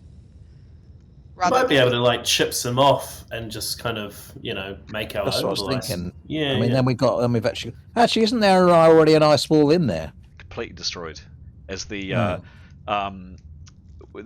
you remember when you first came in, which seems like a million years ago, you put an ice wall across here initially, and that's completely covered in rubble. It's long gone. Okay, I can do a wall of ice. Go for it. And you just have to shave off your own snow cones. Oh. We can use those telescopic tubes as straws. Oh, yeah. So I'm going to roll.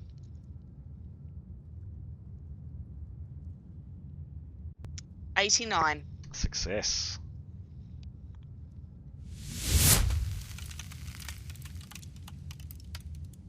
There's now a wall of ice. Lick at will. Don't get stuck. We'll get he'll roll for tongue stickage if we do that. I will. Just as a quick aside, in the hero game, these characters, if you recall, went to see the Oracle of Pytha, and fair to say the audience with the Oracle of Pytha didn't exactly go as planned, and basically Kiros's ice walls in the desert saved these characters from dying of thirst. So yet again, the ice wall comes to the fore. Nice work, Kiros. Okay. You're all so welcome. The ice wall is there. You've chipped some off. You've had some. Please mark off your PowerPoints because you might need them later on. You've checked a box for delving. You've looked at a PTSD type cat. What do you do? Sorry, we're filling our flasks with the ice water, I assume. Yeah, awesome. Oh, I found an awakening spell for Demos. Oh. where the target is instantly awake. It's like meant to be. Give me a roll. Right now. Oh, brilliant. Okay, so here we go.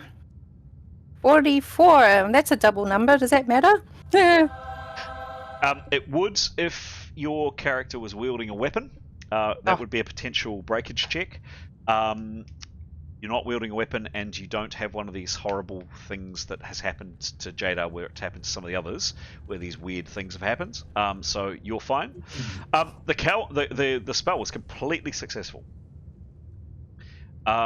Demos still lies on the ground, motionless. Mark off the power points. No. It says it instantly awake. Instantly awake. Does. Oh no.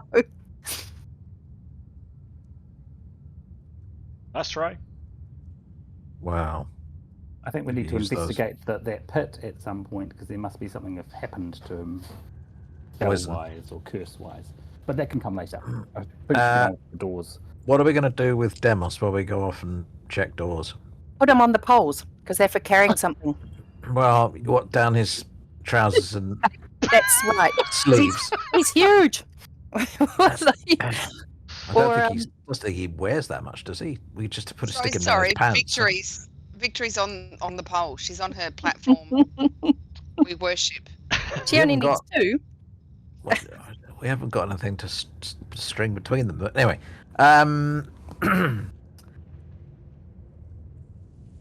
well, do we leave Demos then, or leave someone with him, or what do you think? I could stay with him.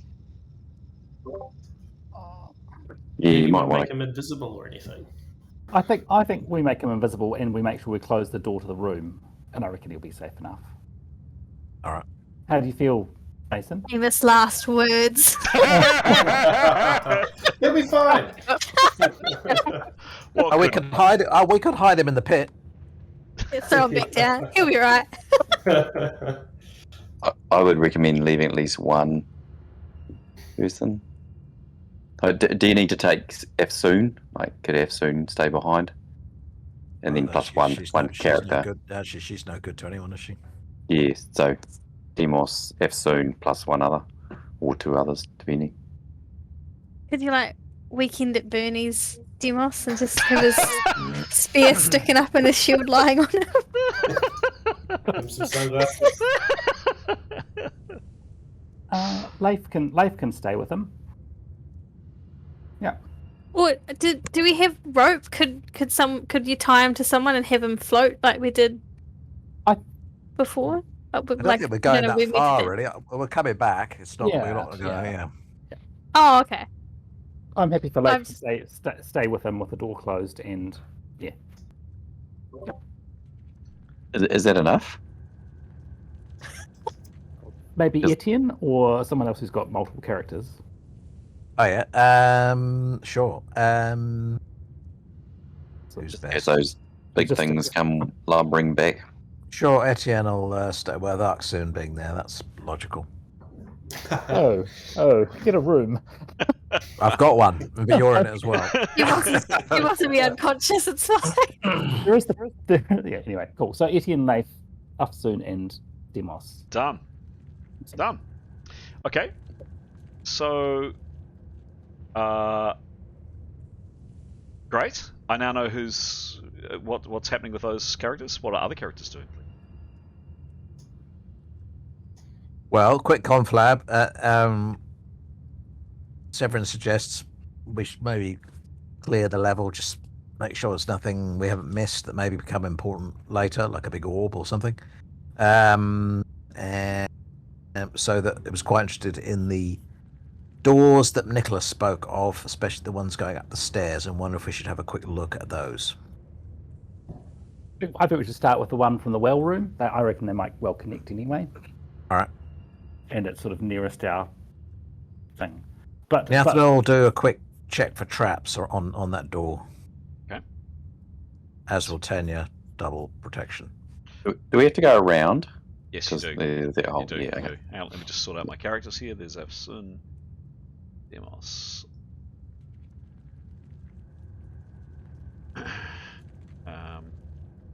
We could always try jumping it. That worked out well the first time. Who am I missing? Life. There you go. Cool. So all other characters assemble. All right.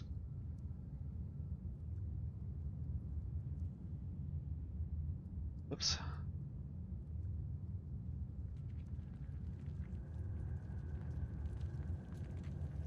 Done. Okay. So characters have cautiously moved out and have assembled in this area here. Tell me what happens, please.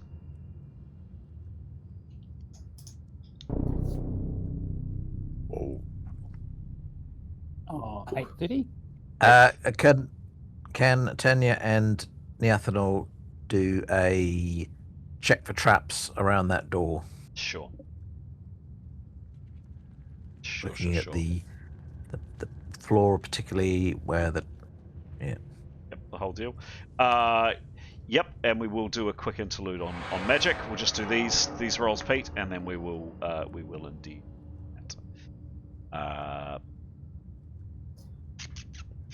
Okay. Could you, as mentioned, one character can check for traps. Go for it, please. 72. 72. Tis mast. Plus. Plus. Just. Plus 53. Great, cool. All right.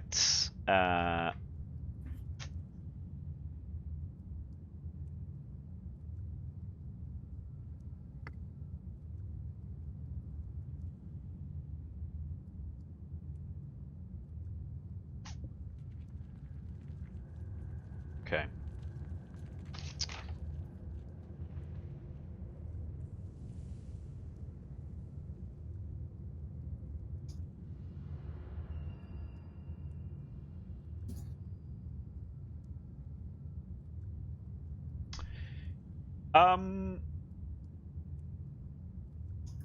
Yeah, inspecting. Who was that, by the way? Was that Tanya or Neathanol? Neathanol. So Neathanol, basically says, "Give me some space. Give me a bit of room." Gets up and has a good kind of look around. She's pretty convinced there's nothing on this door. Okay. All right.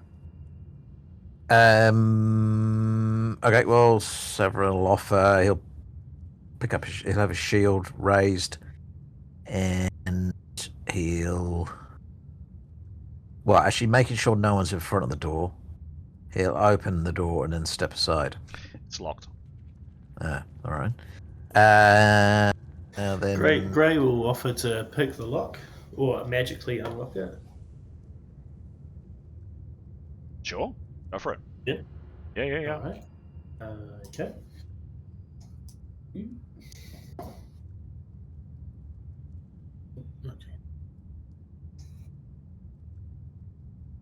13.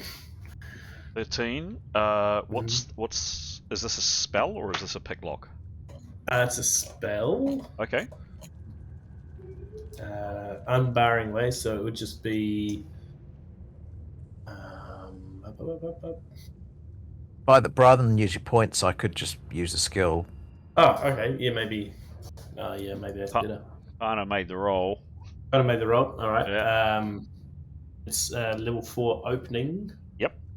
It's a 20% chance a normal lock will open and a 45% chance a magic lock will open. Cool. So. Failure means that there'd be a 10% chance of setting off attached traps. So, just as a reminder, guys. So in a situation which we've just had, where we've been kind of narrating and moving through kind of a rest phase in the game, I've assumed you've been doing your preparation, but just I'll give you this one as a freebie, Gray. But just in future, just remind me that you are preparing. Yeah. For the spell. So the spell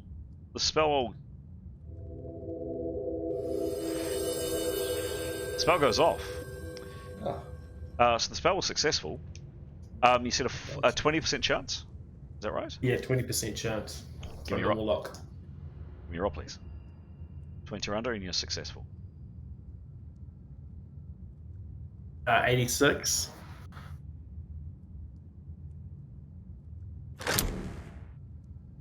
Doesn't work. And there's a chance that there's any associated traps might go off. Is that right? Yeah, 10% chance. Oh, do you want to roll that, please, too? Not really. He's messing with your head. Well, 99. 99. Nothing happens. The door doesn't open. I think, Well, Nathaniel, I'll have a go at picking it. Okay. Give me a roll, please.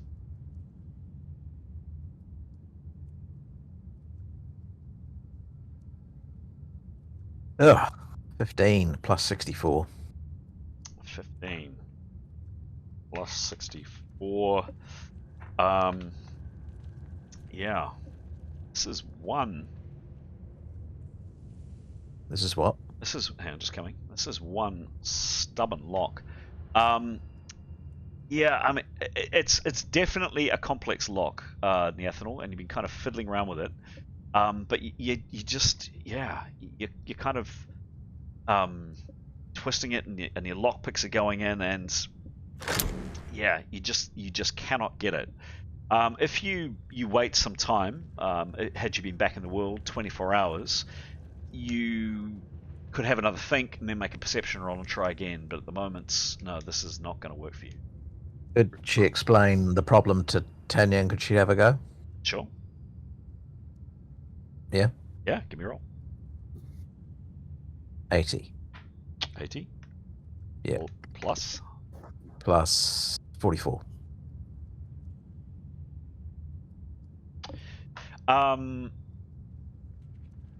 Yeah, near success. You almost had it. You definitely, Tanya, you definitely agree with Neathanel. This is quite a fiendishly tricky lock.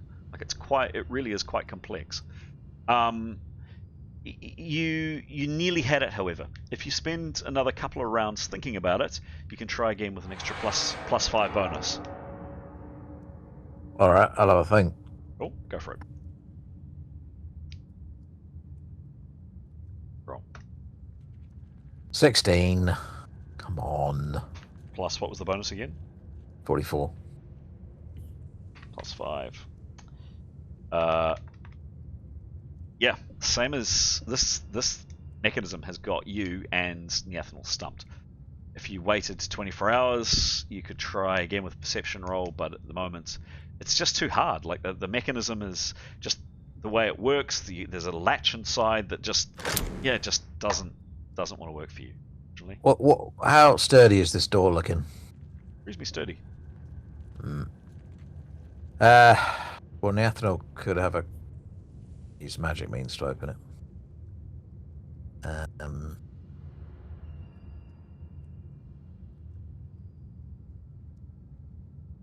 Okay.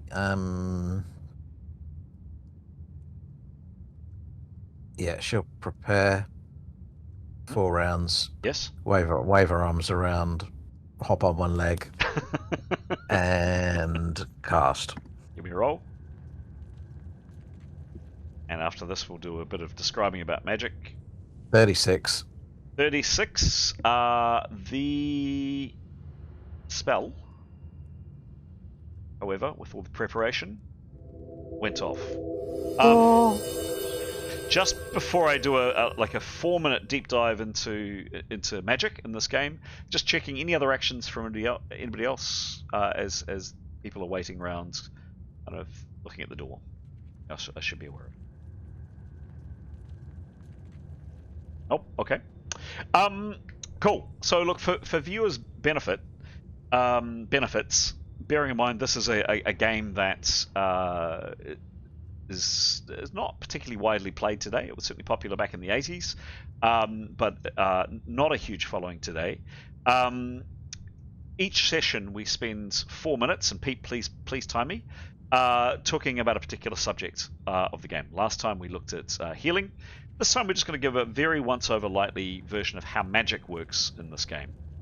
So, probably first things first, there are There are technically 5 kind of flavors of magic, but there are 3 main flavors of magic.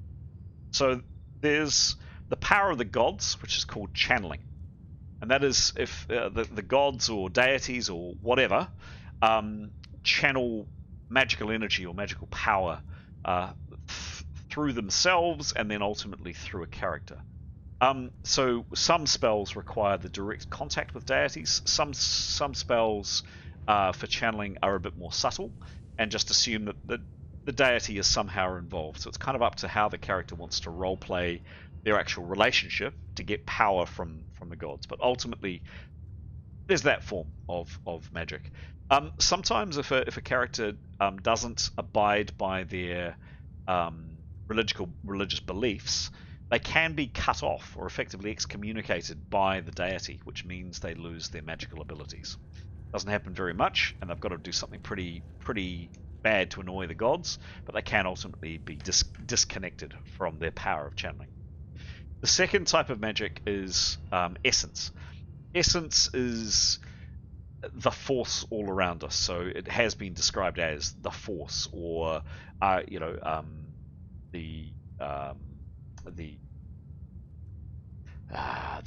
elemental, the elements, and basically all of the subject around you and all of the around us, all of the subjects and items and core and part of the very function and essence of the world is the essence spell realm. Arguably of the 3, it's probably the most powerful. That's the power and the magic that mages use to cast firebolts, fireballs, teleportation, and often typically some of the more powerful spells. Should point out that the different realms, the types, the flavors of spells are classified as realms. Have different restrictions. So essence is the most restricted. You can't wear metal armor or anything like that. Channeling, you cannot wear any metal armor, but you can wear leather. Essence, you can't wear either leather or metal armor. It's definitely the most restrictive. Or if you do wear armor while you're trying to cast, you have a penalty. The third flavor of magic, the third realm of magic, is mentalism. And mentalism, as the name implies, comes from the power of the mind. Arguably the least powerful realm, but yeah, somewhat debatable. Because of its inhibiting the mind, you can't wear a helmet when casting a mentalism spell, but you can wear other forms of armor. So each character's spell lists, so that the spells that they can learn, the craft, the professional lists are broken down typically between 1 to 20. Some lists go up to 1 to 50. And a character will learn a chunk of those lists. For pure spell users, magicians and sorcerers, etc., they'll typically learn from 1 to 10. Characters that use both magic and fighting ability, semi-spell users as they're called in this game, find it a bit harder to learn magic, and they'll typically learn from 1 to 5. I mentioned that that's 4? That's 4. Great, yep. Thanks, Pete. The last 2 realms I'll just simply finish off. So those 3, essence, power from the gods, essence, power from all around you, channeling, power from the gods, and mentalism, power from the mind. There are 2 others. The first of those is prosaic magic, and that is termed almost like household magic. So depending on the setting, depending on the world, so in this world, for example, when you actually make it back to the world, you'll often see people using prosaic magic to darn a piece of clothing, or to clean out a stain, or to herd animals. Basically, very kind of mundane but practical uses of skills that help speed up a process or a task. So typically no massive power behind those spells. The fifth and final type of magic is called arcane magic. Arcane magic is the most powerful in the game. Arcane magic is the magic that existed before the 3 realms were split up, and is the ancient, dark, old magic. and by far and away the most powerful in the game. Archmages, who are the powers, the profession that use this type of magic, are rumored to exist, but no one's quite sure if they actually are because the power is immense. There we go, just a quick snapshot into kind of how magic is structured and the different types and how it appears in Rolemaster. Thanks, Pete, for the time. So far, we've done 2 of these, and I've sucked both times in terms of keeping to 4 minutes. There we go. Right, back to where we got to with that spell, please, Neathel. What happens? Right, so yes, she casts Unlock 3, 70% chance of opening a door, 6% of setting off its traps. Give me a roll. Come on now. Doors being boring. 67. 7. Door opens. Well, step back. There was a 6% chance of setting off traps, is that right? Yes, that's correct. Give me a roll, please. You know you want to. 98. You're fine. What a waste of a 98. Hate it. The door opens. Right. Anything, any noise? Nothing. I think. Now throw has a little peek round inside. Can she see anything? Possibly can once the GM figures out how to open the door. Let me just have a look. It's just not playing ball for me, this little animation. They're going to do its thing. Come on, where are you? No, it's not. Okay. So the door is now open. We just heard it open. And I'll open it in a second. So inside.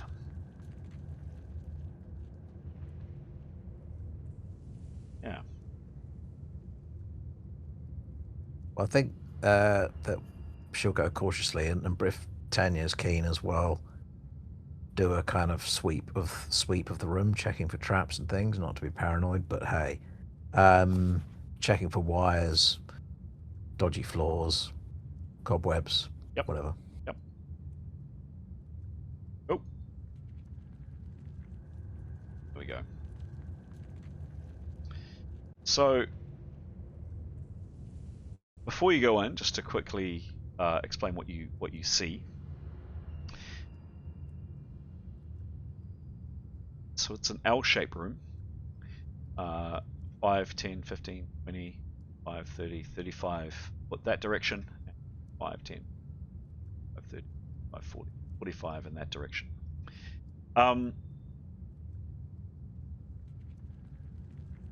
Yeah, it's there's quite a number, and you can see in there of upturned and smashed tables and chairs. There's what appears to be here an old rack of spears, and there's a shield on top of it, and also several spears still on the rack. There's kind of pots and broken crockery. There's a rope here. There's a very strange, very odd-looking, massive statue here, and I'll just light up the room a little bit so you can see a little bit more what it looks like. That work? Let's go. It's kind of this strange lizard-like thing. This big kind of head. It's hideous, foul, awful to look at, loathsome to look at. Definitely not one of these beautiful angelic type figures that you've seen before. There are 2 doors, one here, and then a second one here.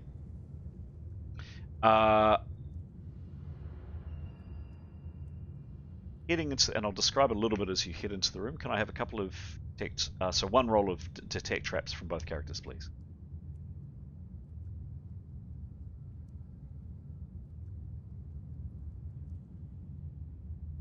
$70,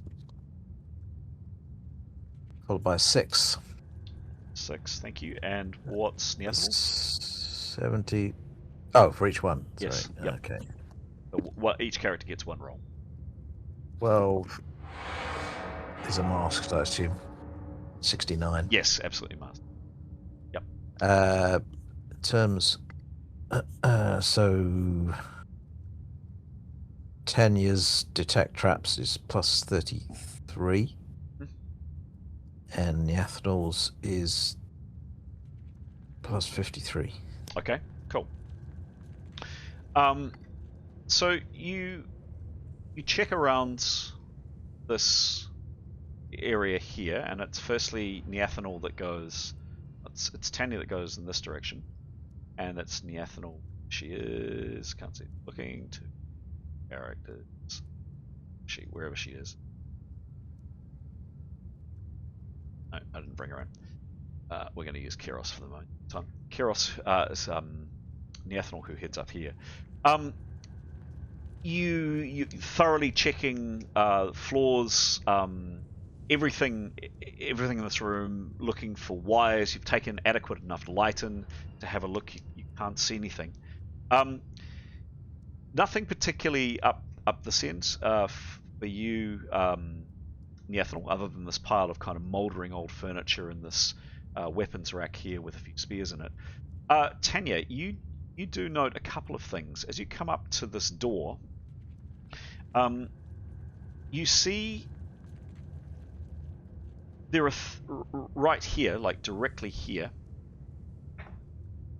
on the wall, kind of it's at about head height, chest height. There are 3 levers, 3 metal levers, which are set into the wall. All 3 are lifted up. Also, and there are 2 things looking at this door. The first thing is a symbol over the door. It looks like this. It will look like this once I find the image. Just give me 1 second. Okay. So the symbol above the door looks like this.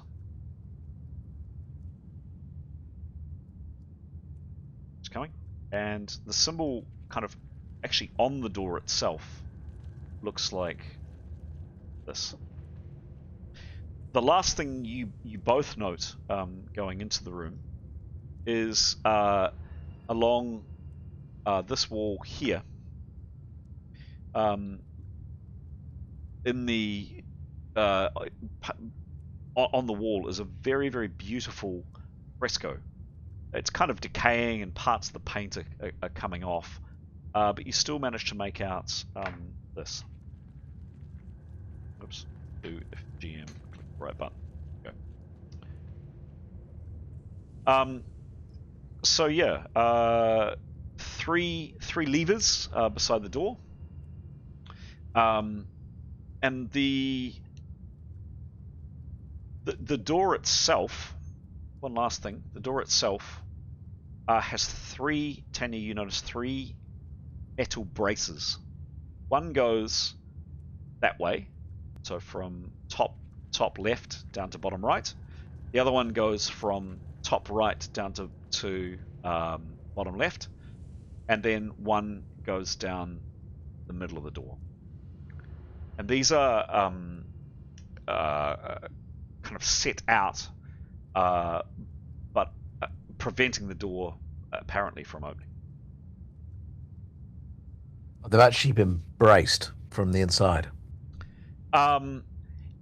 You cannot, assuming the door actually opens, the bars prevent the door from opening. Right. Both of you are pretty convinced you can't see or find any kind of traps in here. Okay. We'll invite the others in, check it out. Okay. Do you not go in? Yes. So, yeah, Tanya will point out to the others, 3 levers. What do we think of those? It's 3 doors, but there's 3 barrings on this door here, or could be something else entirely. Could be the portcullises, or something else. Could open a trapdoor under our feet, for all we know. And I think Nathan was at the top of the stairs, Chris. Thanks, Pete. Yes. Well done. Thank you. 3 levers.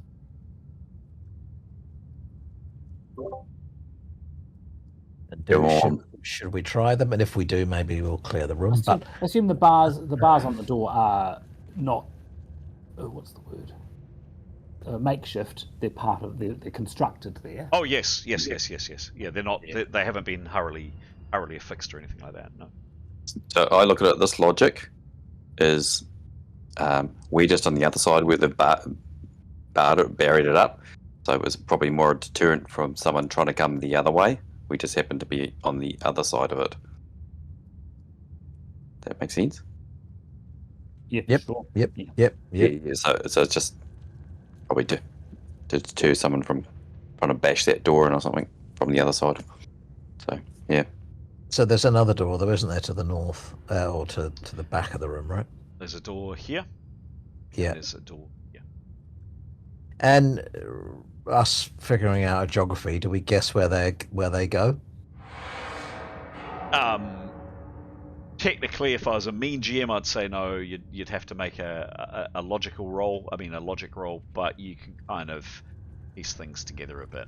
Yeah. Okay. Do you want to check out these objects, people? Particularly the shield and the rack of spears, and in amongst the furniture. And the levers? Wow. Should we leave the levers till last? Who knows what'll happen if we pull one of those? Yep. So do you mean like attunement on the shield and spears? I think. Yeah, just check the items out first. Nice touching. Was that nice touching, Alex? Oh, you've just gone a bit faint there, Alex. Sorry. My mic mode. Yeah, nice touching. Yes. Okay. I'm going to go around each party member that's in this room, and I'm going to ask them what they're doing in the next 5 or 10, where they are and what they're doing in the next 5 or 10 minutes. So let's start since she's here. Keros, what are you doing? I can touch the things. You can do what you like. Yeah. Yeah. So I'm happy to touch things. Okay. What are you touching? There's so much touching in this game. I just think there's a theme, and I'm sticking to it. Where are you in the room, and what are you touching, please? Where am I in the room? Well, that's what I'm asking. No, where's my little piece though? Right there, currently. Okay, is there anything we want to touch first? Shield, rack, spears. Yeah, the shield. Shield? I can touch the shield. Okay.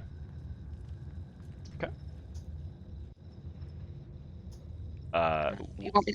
I don't know. You're telling us. You tell me what you're doing. Well, I will go and do attunement on the shield. Okay. Okay. Give me roll, please. Yep. 83 plus 3. It will be masked. Oh, shame. Yep. And attunement, it's 103. Good. Very good. Okay. 103. Oops. Sorry, what was the roll again, please? 80 something or other? 83. 83. 83. Thank you. Cool. Plus 103? Yes. Okay. Yeah, pretty average shield, to be honest, you would say. Oh. It doesn't look like a lot. You're standing here having a look over it.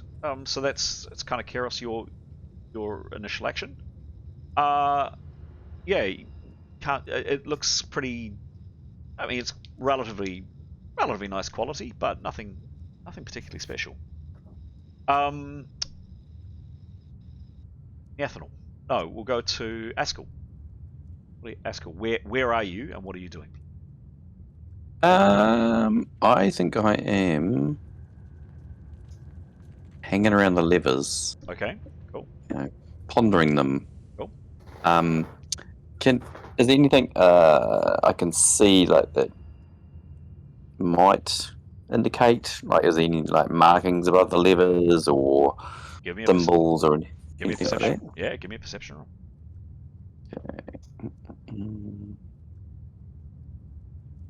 Yeah, that's right. Yeah, before we started, I did a whole lot of dice rolls to get all the bad ones out, so I'll see if they help. Let's see. Is Yeah, that what you were doing? I was Yeah, wondering. I thinking- was wondering as well. That's what it was for. I got rid of those ones, hopefully. 3, 2, 1. 55. 55, straight down the That's middle. That's not bad. Don't Askell if you roll a double number, something happens. Yes. I was just thinking that. Damn. Yes, I do. Okay, well, let's resolve your perception first, please. What's your perception? General perception. Is it plus 25 or minus 25? That's a bad print. I might be able to tell you. Minus 2.5? Is that possible? No, you've got a bonus in it, I'm sure you have. It's a bit of a bad printing. Let me 15, 4, 19. see. Minus 6. So that'd be plus 13. According to, I've got him as level 6, correct? Yeah. So I have his skill as... No, must be plus 25. Makes sense. Yeah, I think it does. Yeah, plus 25. Yep, according to me. Cool. So 55 plus 25.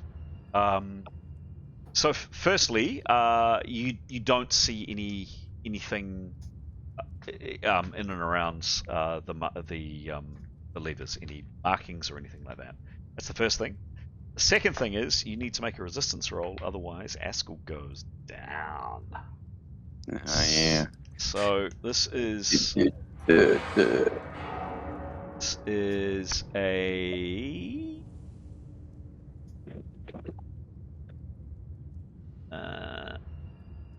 it's been a while. Yes, it has been a while since someone's done this. So this is versus channeling. Oh yeah. Make a roll, please. Last time I did this was when I fell into a box. That's right. 85. Well, that's a good roll. So you are... Okay, the attack level is that level. You're that level. And what's your channeling, please? Plus 8. It's 8. And you rolled 85. So, Yep. Askell, you... and perhaps for viewers' benefit, just very quickly, when characters came into this terrible place, the in-between, when they were sucked in here from where they were previously just minding their own business, some characters were really badly negatively affected coming in, and as a result, those characters, if they roll double numbers, some get pulled down. There's things trying to pull them down into the fiery depths below. Other characters, also negatively affected, had other things, beautiful, terribly beautiful creatures, beautiful, painfully beautiful creatures trying to pull them up to do goodness knows what to them. Again, when they roll a double number.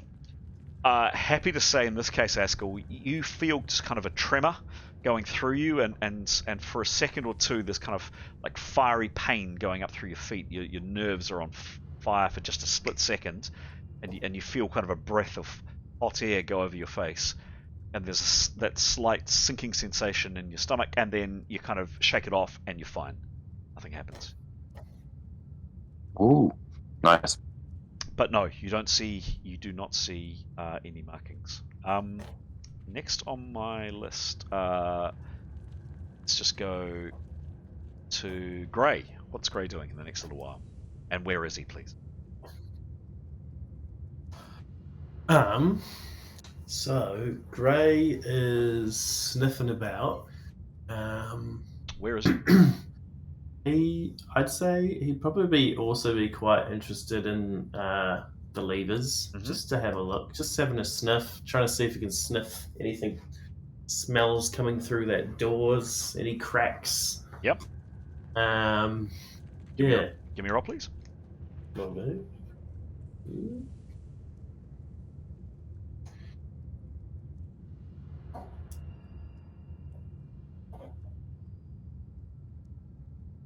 74. 74. Again, it's masked. When I say masked, again for viewers' benefits, the dice rolls that characters roll when they don't know the result of something gets flipped. So I've got a table that I use, and when characters roll a particular number, so in this case a 74, to make sure we keep the roll that Grey just rolled, that roll stays whatever it is, but it gets flipped into a chart that I've got, which matches 1 to 100 against different numbers. So, for example, if someone rolled a 7, it could be a 64 or whatever. So in this case, Grey gets to keep the number he rolled, but he doesn't know what it is. So what there's yep. And what was the bonus, please? The bonus? Yeah. What's his perception? Yeah. His perception is 37, I think. Let me just see. General perception, yeah, 37. 7, cool. Yeah.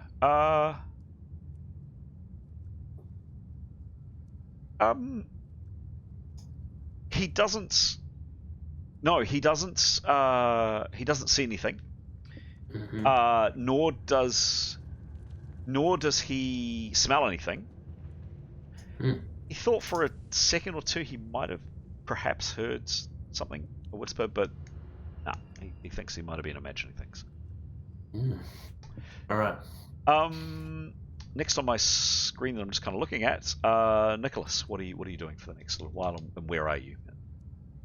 Nicholas would have gone and have a wee look around, but then is happy to.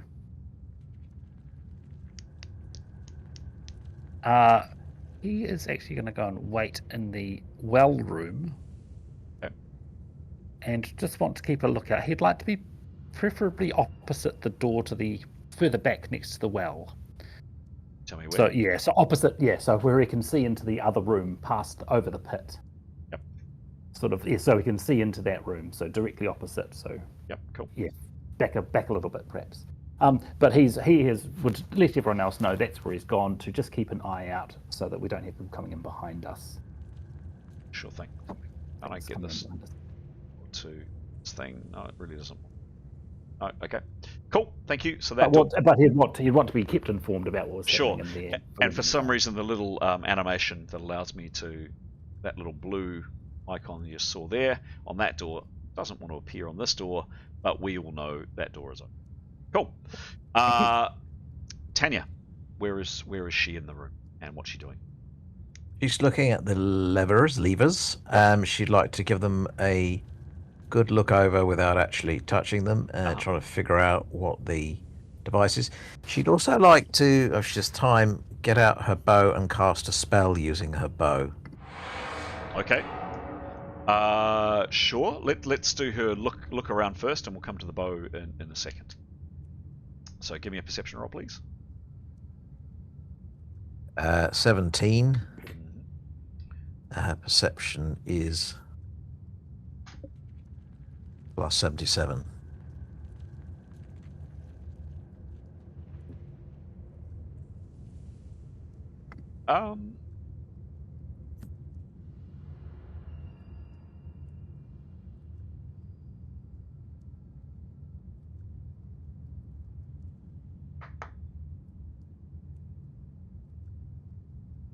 Seven. Yeah. Okay. She like Grey has a really good look around the levers. She can't see anything there. She doesn't smell anything. She catches what she thought was maybe a voice for a second or two, but again, kind of shakes it off. No, she doesn't hear it. Coming from where? She actually, no, she's pretty sure she just imagined it, and she can't pinpoint where it's. She'll mention it anyway. Okay. She'll tell the room she thought she heard a voice. Okay. Cool. And if there's anything, I don't know if you're doing rounds, but she'll use her bow if she can. Not this round. This turn. No, okay. Mithun, that's you, Mason. I think she'd want to go look at the symbols above the door Okay. in the fresco. Was it all in the same place in the No, fresco? the fresco's here. Symbols is over at this very busy door over here. Oh, maybe she should go look at the fresco. Okay. Everyone's over by the door. Sure. Okay. What's she doing looking at the fresco? I don't know. I think she's just trying to. I feel like she just want to see if there's anything in it that might kind of like. I don't know. Hang on. Let me look at the fresco again. Oh, it's got a little bit of a tune. Did I find? I swear I saw it. I did. A teeny tiny bit of attunement. Could she like touch the fresco and attune it? I don't know how to. Yeah. You can. I mean, if you think something's magical and you want to check it out, sure. Yeah. So she puts her hand on it. Bum, Does she touch okay, it? sorry. Yes, touching. Good touching. Good touching. Good touching. Yeah. Give me a roll, please. 32 plus 18. 32. Last, of course. Oh yeah. Could be an amazing roll, of course. Plus 18, did you say? Yeah. Okay.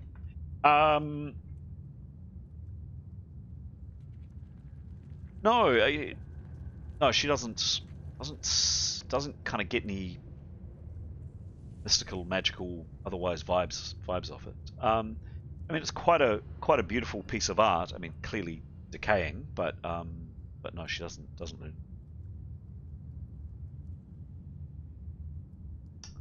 Okay. Who's left to act? Jada, what are you doing? And where are you? Did I miss us looking at that statue? No. Oh, can I just check? Can I just check? You know those tubes. I just want to check everything that might fit those tubes. So can I have a look down the bottom for any signs that the tubes can be used on that statue? Not on the statue, no. Oh. Not on the statue. Okay. What can they be used on? I don't know. Damn. Look at other things. Anything else you're doing while you're looking at the statue? Think there's anything else there? I'll go look at the levers. Okay. Standing here, right? Cool. How many? There's 3. 3 levers, and no symbols around or anything. No, the notes above the door, the symbol on the door. These 3 metal bars that go across it, and clearly close the door, and then the 3 levers. Yeah. Can I delve just a basic item feel to see what these doors are for? Oh, levers. Sure.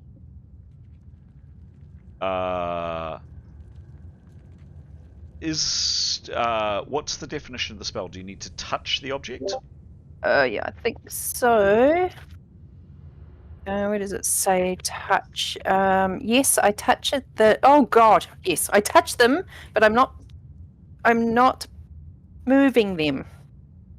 So just like tippy end of my finger touch on one of them. Okay. What am I doing? I don't know. What are you doing? So they run left to right. Mm-hmm. The left one.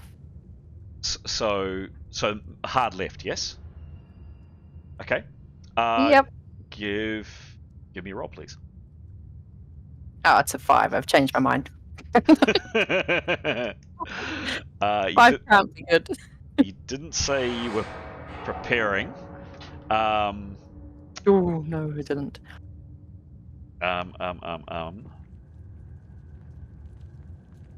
What's should I?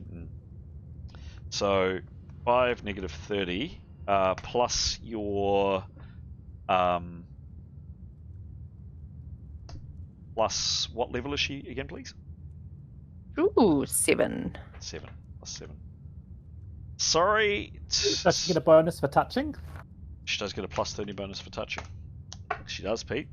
Oh, thanks, Pete. Sometimes, yeah. So in that case, because of that, because of the touching, gives you plus 30. That spell was successful.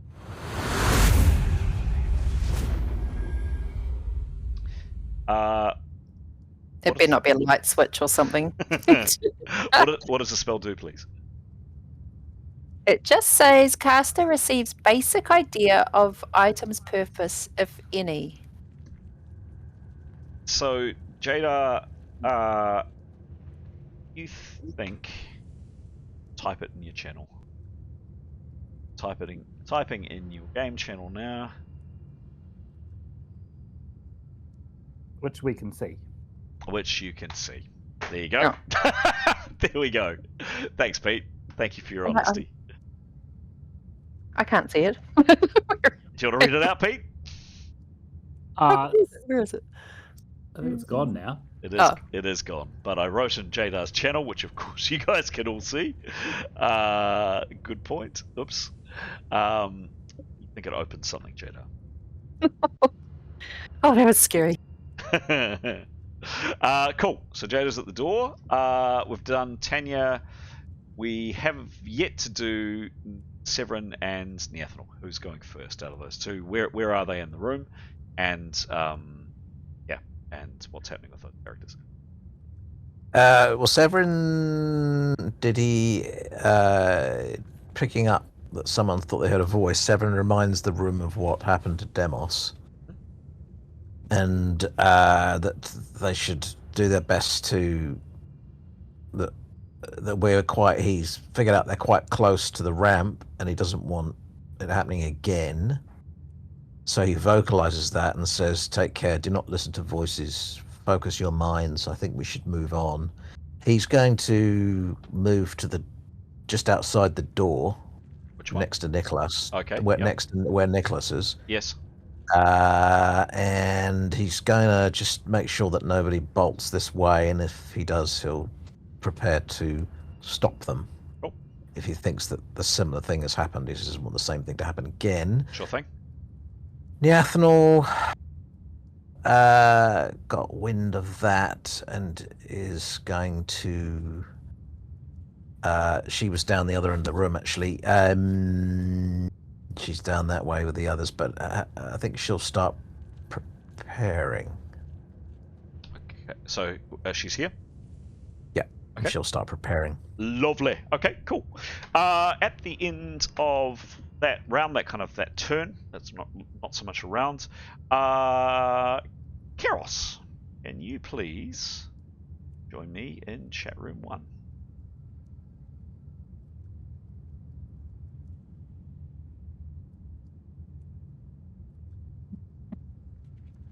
Sorry, I've got it. Oh, there it is. I found it. Don't worry. Ignore me. Cool.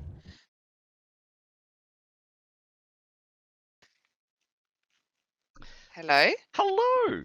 How's your game going? Good. Well, don't muck it up though. No. So Keros, you're standing just where you were. You can't see the map, obviously, currently. But you're standing by the spear rack. The very first item you went for is the shield. And you're having a look at it. You put your hand on the shield, and you basically determines, nothing of interest. And you're just about to move away. You hear some of the others say something about a voice or something like that, and suddenly there is just this you just get cold all over your body. The hairs stand up on your neck. Goosebumps form around your arm, and just as you're about to say something, some loathsome, foul presence attempts to enter you, stop you, prevent you, hold you. And I'd like you to roll, please, a channeling resistance roll. What's not this? In the main game channel? Or better in Kiros's channel, actually, but either or. Text channel. Or main game if it's easier. I guess it doesn't. I don't have a Keros channel. You do. But just go for main game. That's fine. Okay.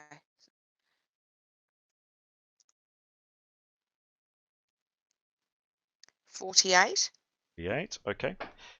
48, and what is your what level are you now? 7th or 8th? I think I'm 8th now. You know, I'm 8. Okay. Okay. I don't want to be entered by a demon. Oh, really? Yeah, I'm not down with that. So a really, really important question is, what is her channeling bonus or minus? Channeling, is that on the front page? Yes, it'll be resistance rolls. So you'll have poison effects. Yep. Yep. Poison, disease. 45. 45 45. for channeling. Yep. R plus 15 plus 30. Really? What does that mean? That means it's really, really, really amazingly good. I had no idea. I'm not doubting you. You picked the wrong player. No, check. It says channeling IN R plus 15 plus 30 equals 45. Wow. You picked the wrong girl. Yeah, I did. I absolutely did. So, wow. You are lucky, Keros. You managed to just this horrible, malevolent presence wasn't so much trying to take you, but it definitely wanted to hold you, and it was hungry, very, very, very, very hungry. But you basically just used everything in your body and just forced it out. You stopped it from gaining control of you. But it was an absolutely terrifying experience. Can you please head back into the main room? And can I ask you, I'm going to be taking a couple of other players out in a second. Okay, so not to say anything? Please. Okay. Cool. Okay, bye. Okay, bye.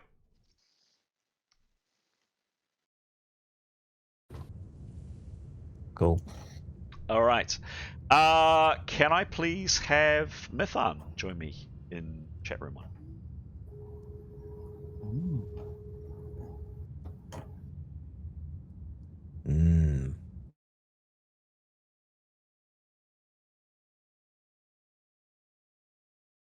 Hello, Mythan. Oh, sorry, my mouse stopped working for a second. All good, all good, all good. So, playing Mythan rather than your trusty Demos. Hope you're having fun. I am. Poor Demos. Poor Demos. Poor Demos. So, Mythan's there. She's just put her hand up on the fresco. You can't see the map, obviously, but remember where you last were. She had a look at it, couldn't get any information. And just as she was kind of... And then Severin said something about a voice or something, and hey, maybe we should move on, or something to that effect. And just as she was about to move away, suddenly the hairs stand up on Mythan's arms, and suddenly she's cold, and something wants to hold her there, and something is very, very hungry. Can you please make a roll based on channeling? No. 43. Okay, and what is Mithan's channeling resistance roll? On, I think it's the front page, there'll be a list of resistance rolls: poison, disease, channeling, essence, mentalism. Can you find the channeling one, please? Oh, hang on. Oh, they're down the bottom. Yep. Channeling 30? Plus 30. Yeah, oh, yeah, so it's got R plus 5 plus 25 equals 30. Goodness me. It was channeling, right? Yeah. Yeah. No, definitely 30. I don't believe this. So Mithan, you feel this thing, and it was trying to like hold you in one place, and it was hungry. It was gonna feed on you, sure, but something inside you kind of forced you to just force it away. No, you're not having me. You're not for me, and that's it. Mithan manages to avoid succumbing. Not today, demons. Not today. Not today. Not today. So we're about to head back into the main room. I'm going to have a conversation with another character in a second. Okay. Can I ask you, please, not to say anything? Not to say anything. I will do my best. Thank you very much. No worries. That cake once a week, you know. All right. And last but not least, can I please have Neathanol? Who was that? Neathanol. Who? Neathanol. Oh, Oh, good luck. all right. If you don't hear. Hello. Hello. How you doing? All right. Excellent. So you are at the door. You can't see the map, but you'll recall roughly where you were. You hear Severin's warning about maybe hearing something. You're starting to prepare. And just as you're beginning to kind of psych yourself up on your first round, all of a sudden the hairs on Yathnal's arms go up, and you start getting goosebumps for a fraction of a second. And then this just horrible, loathsome emptiness fills you, and something hideous is trying to hold you.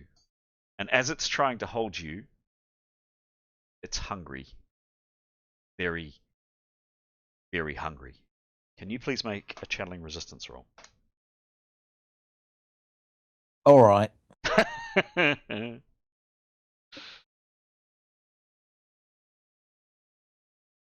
do I roll it? In the main game channel? If you like, yep. And you're now 9th level, correct? Yeah. Should start making opponents a bit tougher. Not on my behalf. 3. Will that do? Oh. Roll again, please. Oh, joking. Do you do that on a... Yeah. Oh, what a disaster. 38. Okay. You get some plus 5, though. Don't forget that. Plus 5, yep. Okay. So, Neathanol, you are this terror, this whatever it is, fills you with dread, and you are locked completely in a trance. Your eyes glaze over. You're unaware of any other actions around you. You are held, and then also, you're aware. Probably the last thing you're aware of is this terrible black shape comes around you, and can you roll a d20, please? A 1d20. 11. 11. And 11 points of constitution, 11 points of Neathanol's life force this round drained, sucked, pulled out of her. Rough. Join me in chat room. Back in the main channel, please. Sorry about that. These thing. All right. Yeah. So, something has just happened. Mithan and Keros, what do you do? One or either of you go first. Keros is going to cry Okay. and look for her cat. Okay. And look for Leif. All right. So what's your action? You hit out the door. You move out the door. Okay, now what am I going to do? Can I please see the? Oh, you can't see the map, of course. Sorry. Coming. Here we go, and bang. Better? Okay. Yep, I just make you bigger. And sorry, where is she again? She's here. Keros is going to go looking for Leif. Okay. She's going to need some reassurance. Okay. So she walks out over here. Yep, and she's going to want to find where her cat is. Okay, so I better say Victory is probably back with Afsun. Yep. Okay. Is that fair? Yep. I don't know. Yep. Yeah, Victory's decided to stay with Afsun. Okay, so you go to the door. The door's open. You come out the door, and you start heading this way. Cool. Mithan, what do you do? I reckon she'd just like shake it off, be like, "What the fuck?" and then just kind of just like subtly try and wander over to where the rest of the party are, just so she doesn't look like she's freaking out a little bit. Okay. Okay. She walks over here. Cool. Cool. The ethanol, can you roll another d20?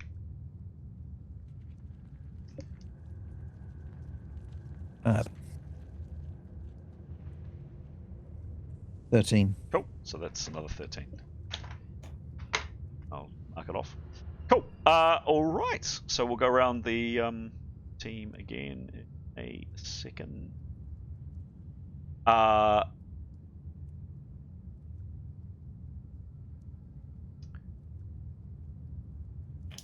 right. Cool.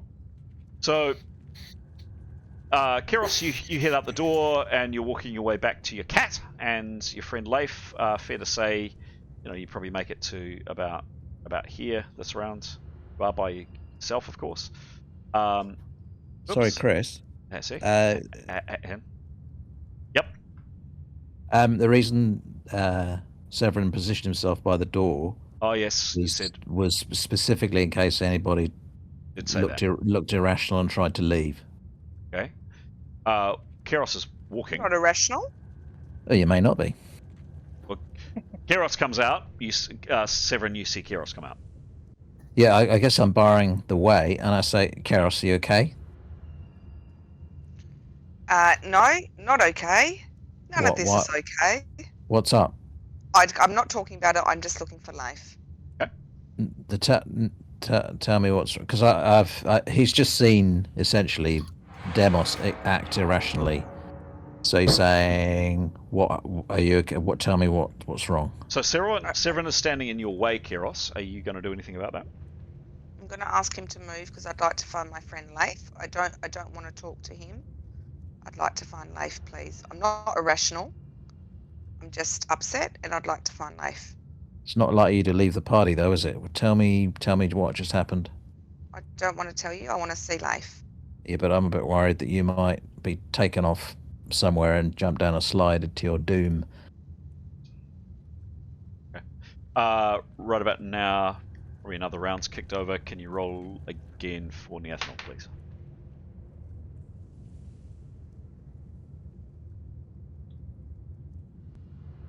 What are the others doing then? Yeah, just going to that.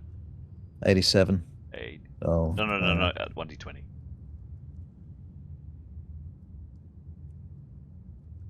9. 9, cool. Cool. All right. Good question. So currently, we've just paused. So, the two characters are having a conversation here. Severin is blocking Keros' way. Nicholas, you're to one side. Other characters here. Mython, you've come over kind of nonchalant. Let's go around the circle. Gray, what are you doing, please? I don't really know. What would he be doing? Because they're not aware that anything's happened just now, right? Are they? It's all just kind of in their minds. He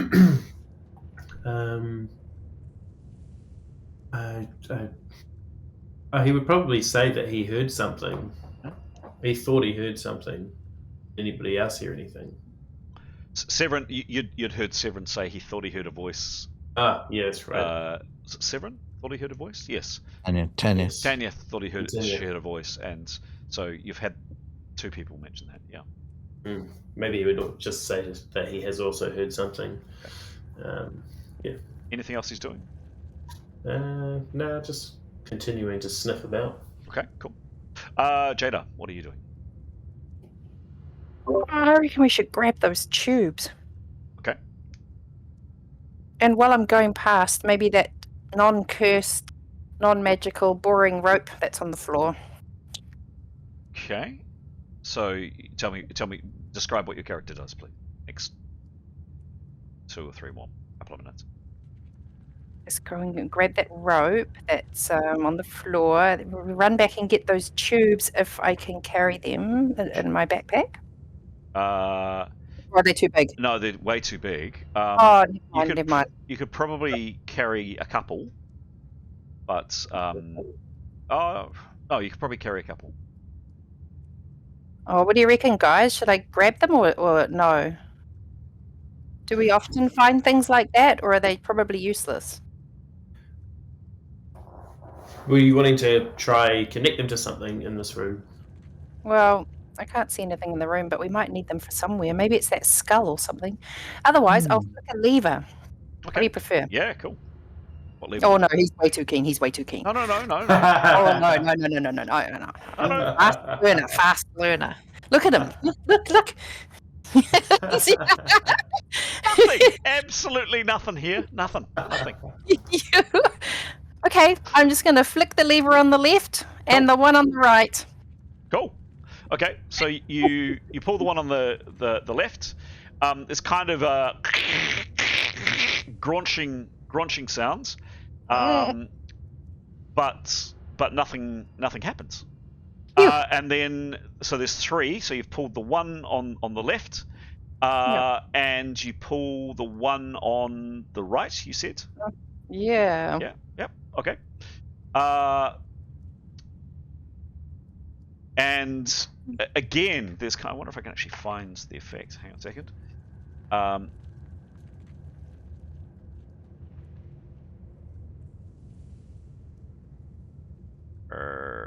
Yeah, here we go. There's kind of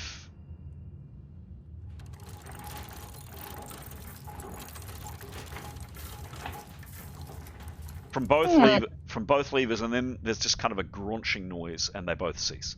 They're now both down. Nothing appears to have happened. The middle lever is still raised. It could be resetting the traps, of course. Okay. Of course. Good idea. Yeah. Okay. Askell, what are you doing? I will pull the middle lever. Cool. Okay. Yeah. Okie dokie. So. Second. Tune the chat room? No? No. You guys can see the map, can't you? Yep. Cool. So you pull the lever, and then you're shot in the back with crossbows. Oh, no. I knew it.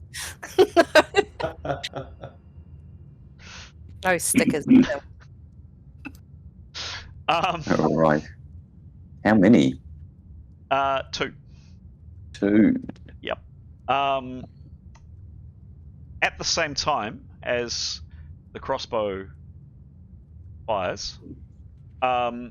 You also hear that strange kind of at the same time. So machinery kind of whirs, and then 2 crossbows hit you in the back.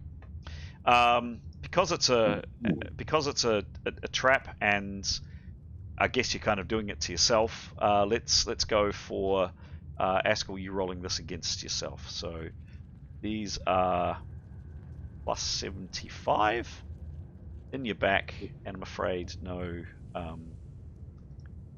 DB available. That's a rear attack. Okay. Here we go. Just coming. And on Askell in the back. First one, go. I did a 65. 65, just coming. 65 plus 35 for rear attack. And it's with a heavy crossbow, which does 1.5 times damage. Wham. That does a very solid 29 in an E puncture critical. Take 29 hits in an E puncture. That's your first ever E, I think. And can you roll the critical on yourself, please?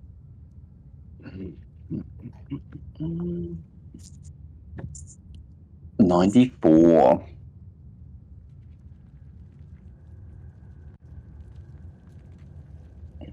Sever an artery in foe's arm. Foe is stunned for 12 rounds, then dies.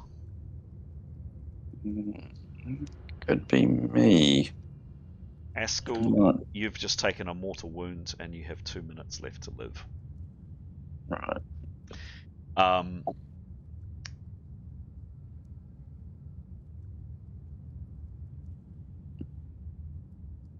He's on the ground, and there's a lot of blood. Fair to say, Jadar, Ray, Tanya, probably even a little bit of Mithan end up with a splash of blood on you from Askell. Gosh. Jada was pretty much out of magic too. And what was that about saving power points? And then the second crossbow in the back, please. I believe it's 4 all up, right? Sorry? Did you say it was 4 all up? No, 2. It's the last one.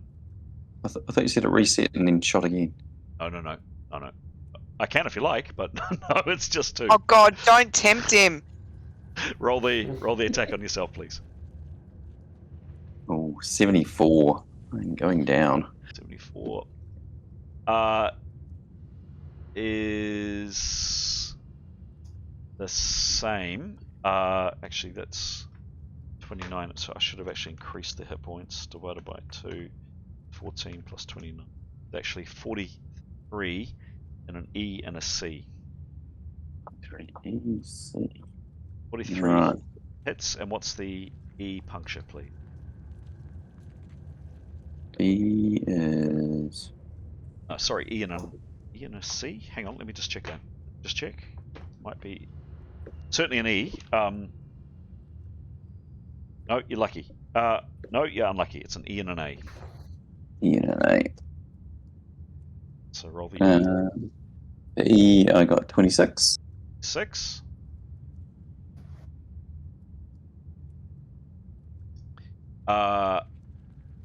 Minor side wounds, 2 hits, bleeding at 2 hits per round, in addition to the artery that's just been severed, and you're at -10. And then, again, the A crit just coming up again. Can you the roll? Just coming. Can you roll the A on yourself, please? 96. Oh. See, I got all those good rolls out early, didn't I? Whoops.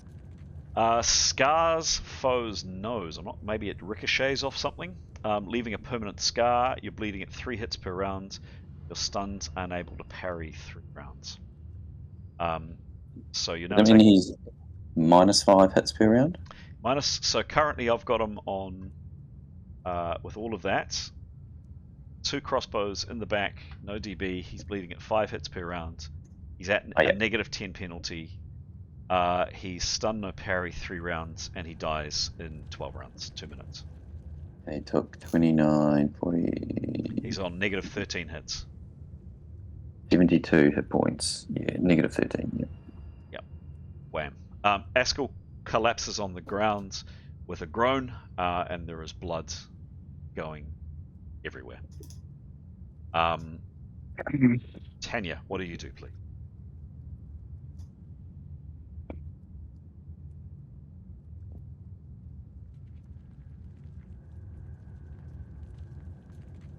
Hello, Tanya? Hello, Talking to Graham. myself. Talking to myself. Yeah, she's a bit freaked out by that. Didn't like the whirring and resetting noises going on around her. Suggests we get the fuck out of here right now, and it'll help drag the body out of the room. Okay. So, grabbing Askel, who is unconscious and gouting blood everywhere, starting to pull him out. Cool. Mithun. Can I use? Oh, where'd it go? Sorry, hang on. Is it flow stop 5 on Askel? This is an interest. What's the definition of this? Well, you can try the spell. Yep, you can ultimately try the spell. Okay. It says allows caster to stop bleeding at rate. Oh well, it's flow stop 5, but allows caster to stop bleeding at rate of 5 hits per round. Target may not be moved, or bleeding will resume at prior rate. So I don't know. So that would definitely work for the other 2 criticals that did, I think 2 hits and 3 hits. So that would staunch the bleeding there. The bleeding of his artery. The only thing that would stop that is some kind of artery repair. Otherwise, unfortunately, Askel loses the first of his 3 lives. Just another thing. Is there a reaction piece? Like, obviously, jumping straight into casting a spell, but is there like a... Yeah, good point. Shit, what's gone down? Yeah, good point, actually. Good. Well, then again, I guess Tanya kind of instantly reacted and did something. But yeah, you're probably right.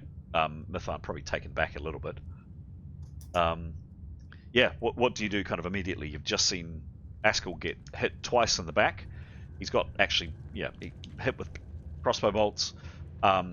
Tanya's reacted instantly, kind of wiping Askel's blood off her and starting to drag him out of the room. What are you doing? Mithun. You can cast this spell if you want to, of course. But you have got a moving target at the moment. Yeah. Oh, I feel like I should probably just try and help pick him up and drag him out of the room. Yeah, cool. Right. Cool. Can I ask both these characters here? You're definitely otherwise occupied. But can you please give me just a second?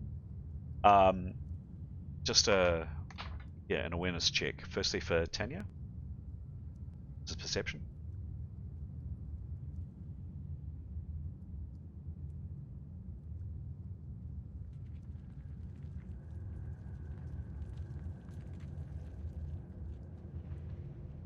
Hello, Tanya. Talking to myself again. 54 plus 77. Thank you. Before. Cool. Okay.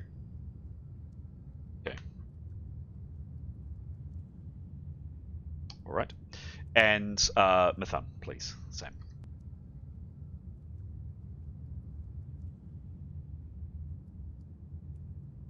$63. Cool. 63 plus. Yep. Sorry, what was it? Was it perception or? Yes, please. Perception. Yeah, sorry. Follow the list. Plus 75. Wow. Yeah. Okay. All right.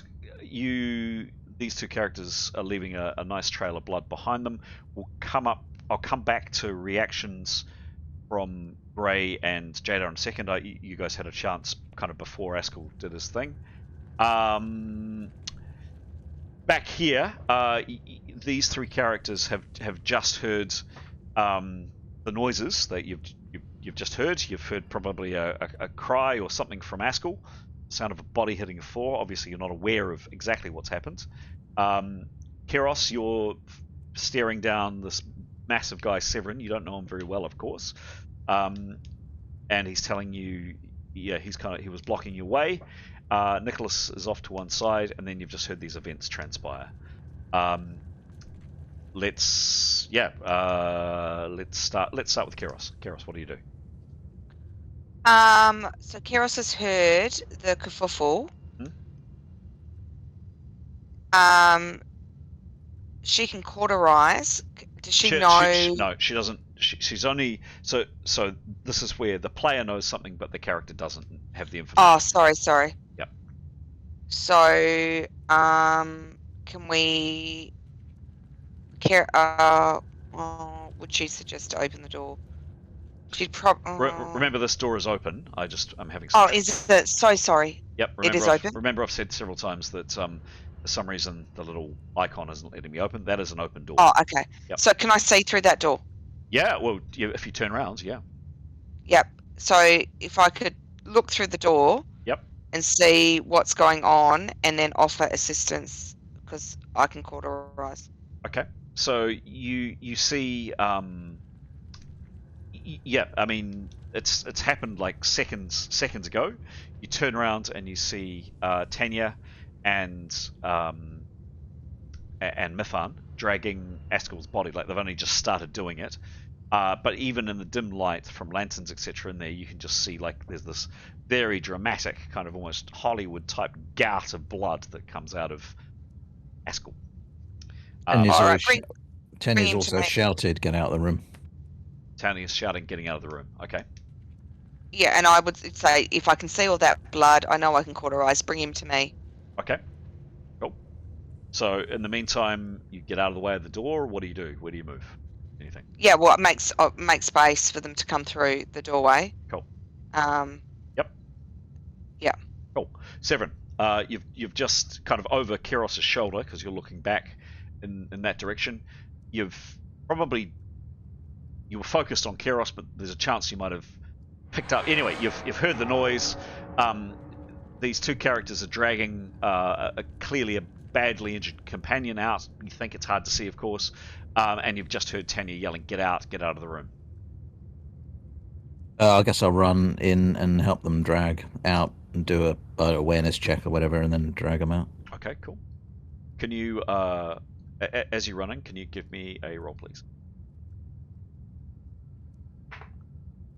21. 21. Cool.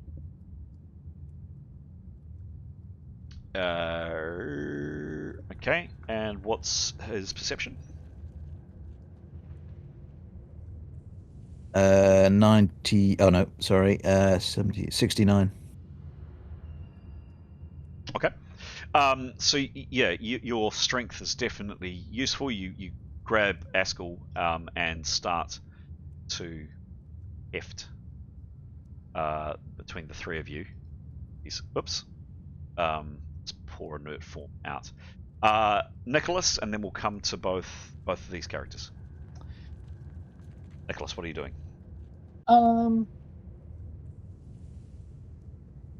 He isn't interested in going into the room. Okay. Obviously, it sounds dangerous. I don't know what to do. Can he do a? Don't know what this would be. Making a call on Keros's reaction, like on her behavior. Give me an intuition roll. It's probably the easiest. He's not good at intuition, but yeah. Oopsies, that's the wrong thing. Oops. This would probably be masters. Sure. 27. Okay. And what's his bonus for intuition? -3. Ah. I mean, firstly, you don't know Keros well. You've only met her. This is now the second time. You've spent a bit of time with her now, but of course, but you don't know her, so that's harder to judge. But yeah, you can't really get a read on her. Sure.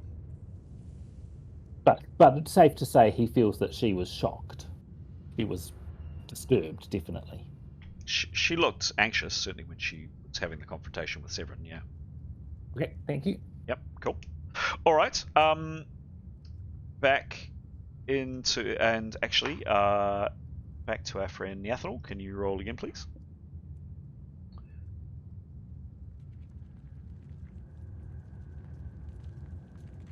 $14. Cool. Alrighty. Brilliant.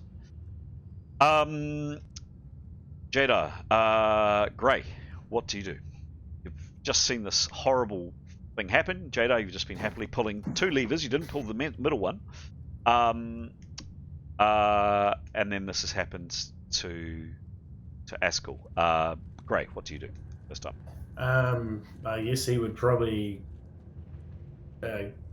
Is Askell already been been dragged out of the room, or is he? He's not quite out yet, but with the assistance of an extremely strong Severin, he'll be out in a matter of a second or so. Yep. I guess he would just kind of try and pull Jada out, and if she's still there, try and get her out of the room as well. Cool. And just make his way to the exit. Cool. Jada, are you doing the same? Getting out the exit? Yes, and preparing a spell to save Askell. Excellent. Remember to prepare. You can to prepare is 90% action. Oh no, I'm not preparing. I'm just running. Okay, cool. Carefully. Can I'm going. Can I ask for just an awareness for you guys as well, please? It's just a perception roll. Yep.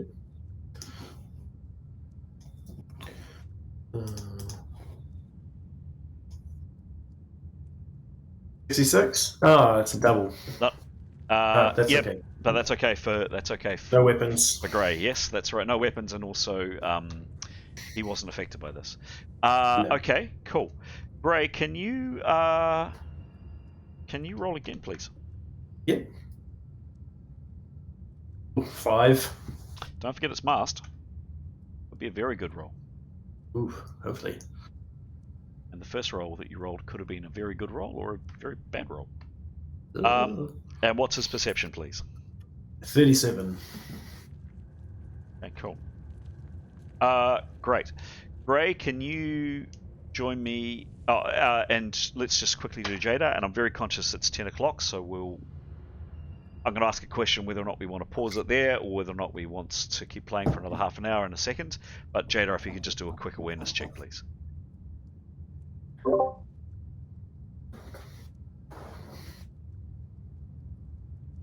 $92. I'm so aware. Well, remember it's masked, so we maybe or maybe not. And what is your perception, please?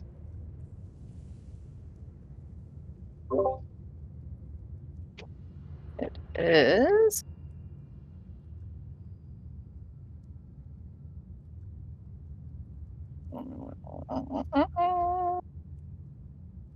Oh gosh. Why can't I see it? Oh, general perception. Right. Let's just check the new form. Plus 49. Cool. Okay. Cool. So Jada, you're unaware of anything. You're heading to the door. Gray, just for 2 seconds, if I can borrow you, please. Oh no. Oh no. Oh.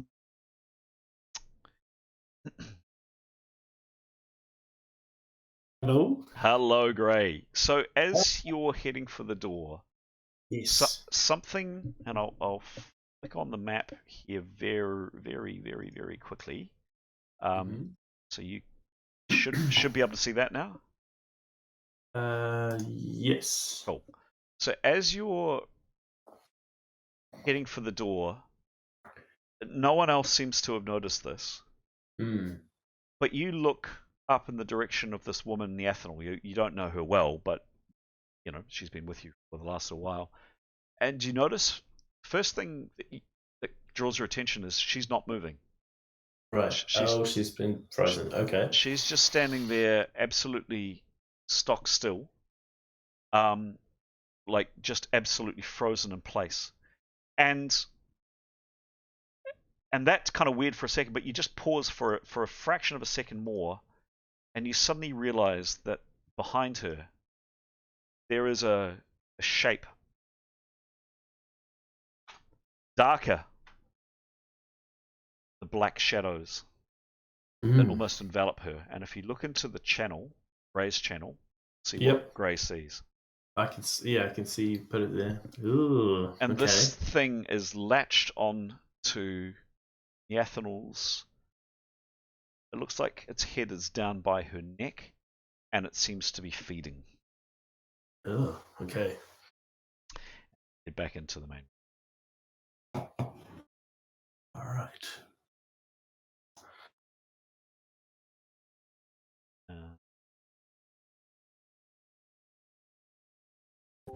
All right.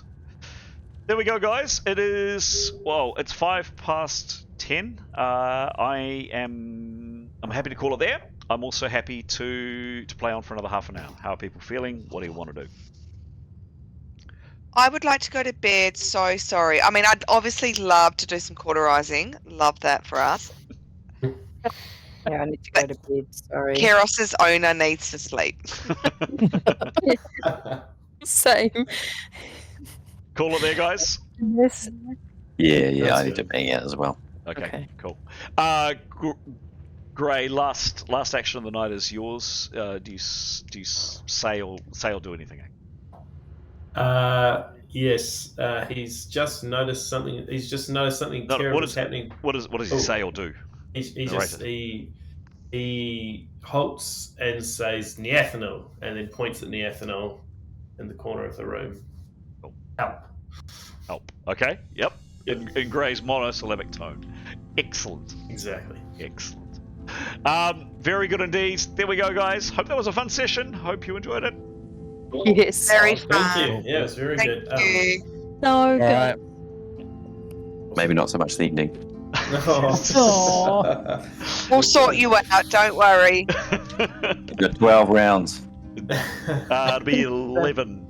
But not 11 rounds. But who's counting? Yeah. Just the GM. Who's counting? Sophocles to Grey to award, Vader for Demos. Up to you whether you want to award them tonight or if you want to have a think about it and send them out via text. All good?